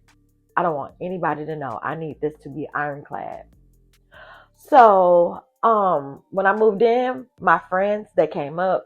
They took everything out of the boxes. They set up all of my furniture, put up my, I had people come over and put up my pictures, my TV. I had all this stuff done. And everybody that has helped me with anything, they have kept where I stay a secret. So on a Thursday night, my husband called me like 76 times. I'll insert the video. 76 times. And I was like, this man, he is something else. I ended up putting my phone on Do Not Disturb because he was calling me all day. So I was like, you know what? I am about to get me some sleep tonight. I'm not about to listen to this. Friday comes and I work all day. Don't hear from him. Have a great, peaceful day. I'm about to watch a movie, so I said, let me order me some food. I could have went across the street to get some food, but I was trying to keep a low profile, so I was like, I'm not going anywhere. Ordered DoorDash and ate my food, started to get prepared to watch my movie, and about 30 minutes after my food was dropped off, I hear at my door. And I look, and I'm like, who is that? Because anybody I know won't pop up. They're going to call and let me know they're coming. They're also going to need to get in the gate. They're going to need the gate code. So I'm like, I'm not going to that door. I'm here alone. I'm not going to the door. I hear. I was like, oh my goodness, who is that? So I go look out the peephole, and who's standing there is my husband. I'm like, this dude is crazy. So I walk back, and I'm like, okay. I'm not going to that door. I'm about to go back to the back room and finish doing what I was doing. I hear louder. So I go to the door, I look out the peephole, and I see him holding his ear. He doesn't realize he has a hat on, and he's holding his ear down, and I can see the top of his hat. I'm like, okay, this is too much at this point. How can a person be so bold? Because I could have been at anyone's house. How can a person be so bold to just show up at someone's house, an apartment at that you've never been to, and knock on the door? So I'm like, how in the world did this dude find out where I live? The only way he could have found out was because of my DoorDash order. My DoorDash, I don't know if it was connected to his phone because I have sent him DoorDash before to his job and he's had to talk to different people to direct them to where he works at. That is the only way that I could put it together that this man knows where I live. So I'm looking out the window, I'm looking out the peephole, and I'm just seeing him walk back and forth, going up and down the steps, going different places around my building. So I was like, you know what? I'm about to call the police. I end up calling the police, and one of them come to the door, and I'm like, can you come in? And he was like, well, let me go get my partner. They come in, and I'm like, I moved out of my home 2 weeks ago because I was being abused by my husband. I pulled out my phone and I showed him the photos, and he's looking at the photos like, wow. And he said, well, did you put a protection order on him? I said, no, I haven't. I left 2 weeks ago. I was supposed to put a protection order on, but I have been trying to keep a low profile. So he basically told me, if you need to defend yourself, if he comes inside of this apartment and you need to defend yourself, you defend yourself however you see fit. If you need us to walk you to your car or walk you to your apartment, give us a call. Don't ever hesitate to give us a call. So I explained to him, well, I called the police in the city that I was living in, and it was total opposite. They were making it like I was the aggressor. They went in the house, they talked to him. He came out and basically made it seem like I did something wrong. Sticking his tongue out at me, wouldn't give me my car, all of these things. So I'm like, I don't know who's on my side. I was afraid to call before, but I have to call now.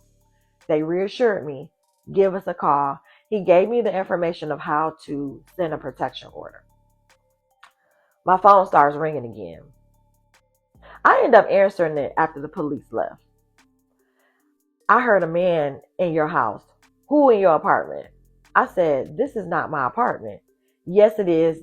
I'm not crazy. That's your apartment, and I heard a man in your apartment. I said, I don't care what you heard in this apartment. You may have heard a man in this apartment, but this is not my apartment.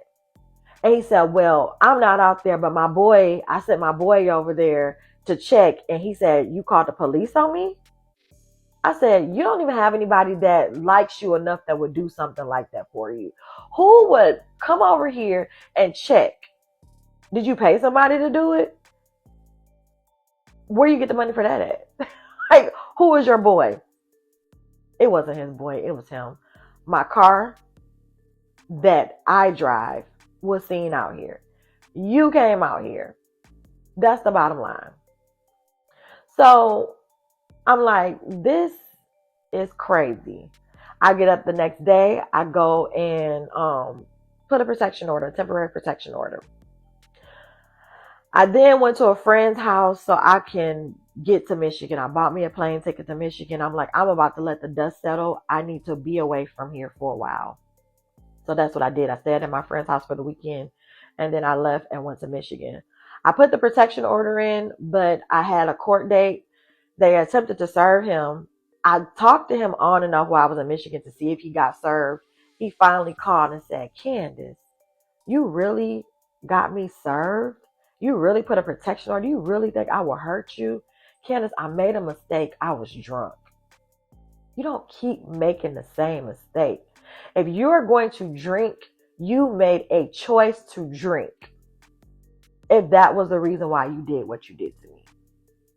You had a choice when you pulled up to wherever you were at and you put the alcohol to your mouth and let it get in your system.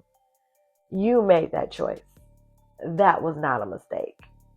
Yeah, you made a mistake putting your hands on me because I'll never be with you again. But no, I'm not going for it. Put the temporary protection order in. We did a Zoom court. He wasn't actually served. He talked to the sheriff on the Ring camera. They weren't able to serve him. So the judge gave me an additional 10 days and I had to be back. I'm like, I'm not coming back from Michigan. It's not my time to come back yet. So I end up staying there, and the next judge would not provide me a Zoom meeting. So I would have had to come. So long story short, he has not been back. If he does come back, I'm no longer living alone. My son moved in with me. So I'm not at my place alone. I'm never alone. There's something and someone always with me. I'm going to be careful. And that was part 12 in the end of the series. Man, what it do, everyday people? Listen, man. At the end of the day, no excuse for domestic violence. It doesn't matter what a person pushes you to. You eventually have to come to the realization that you have to just leave. And sometimes that may be hard based on your relationship and your attitude, you know. If you got a bad attitude, you're going to end up slapping somebody. And if you think before you act, you'll move around. I say that, like,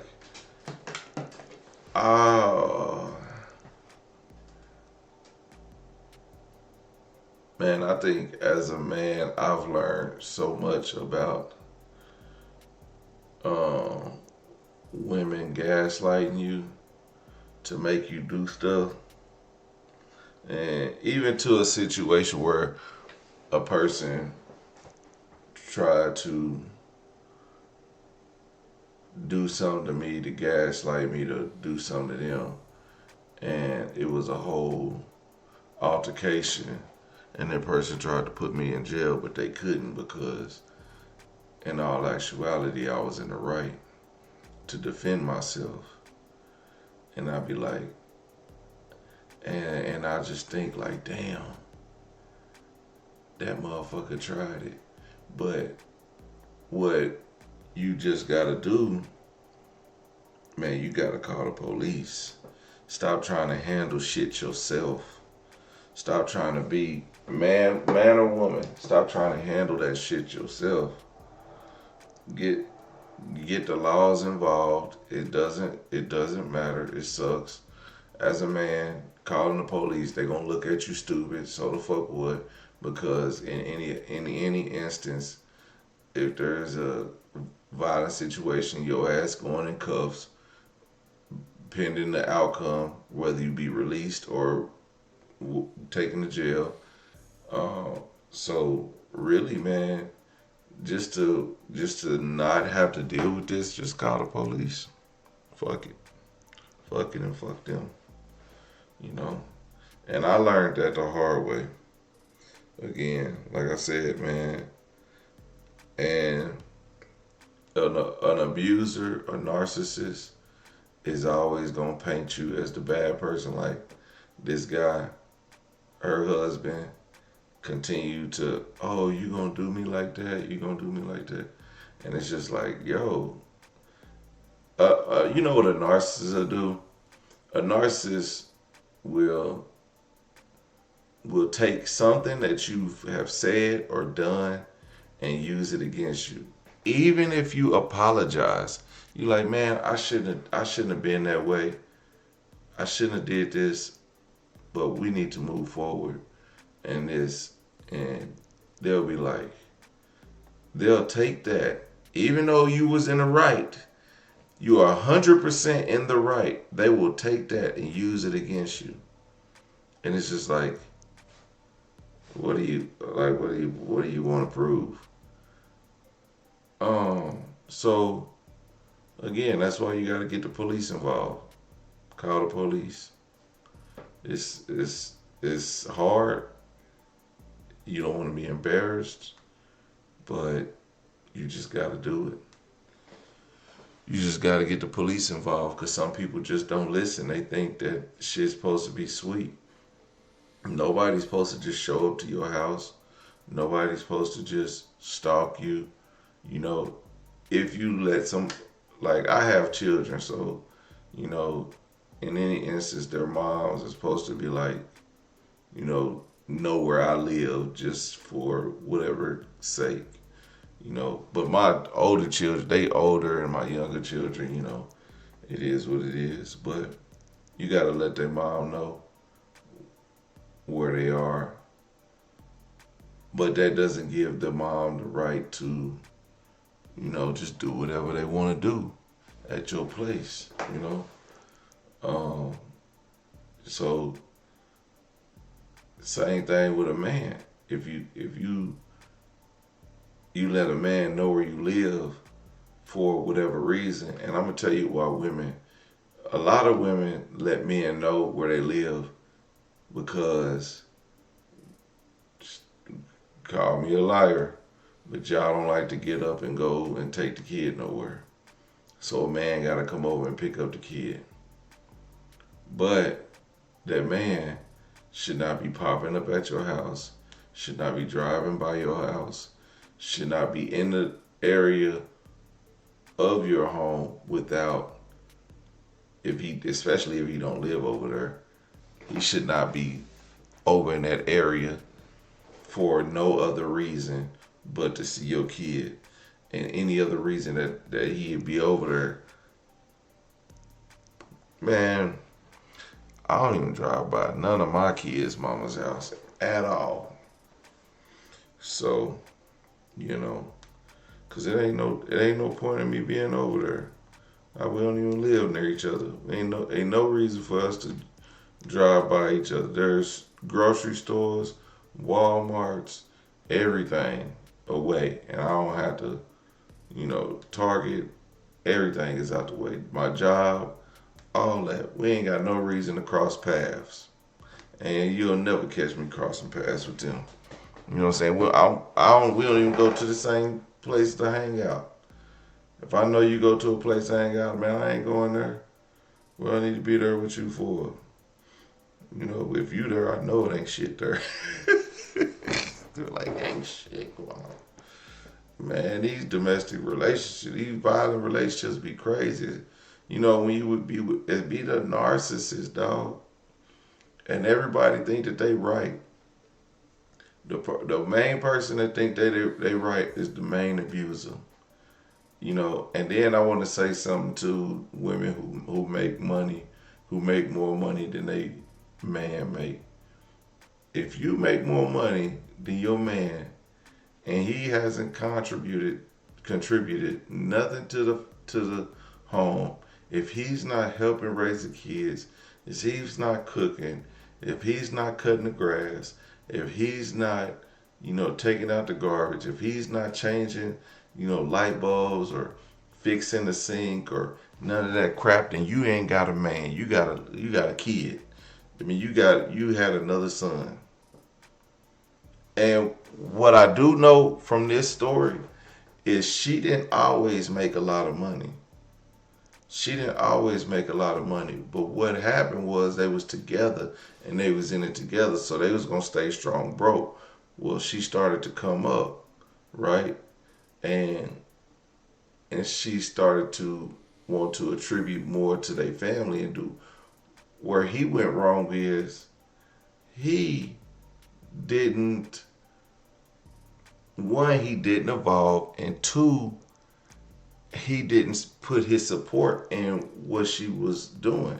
If she works harder, or makes more money, she probably works harder, not physically but mentally, and time and stuff like that, and having to be in meetings all the time. So you got to put forth your best effort with the family and home life, whether it's your kid or her kids.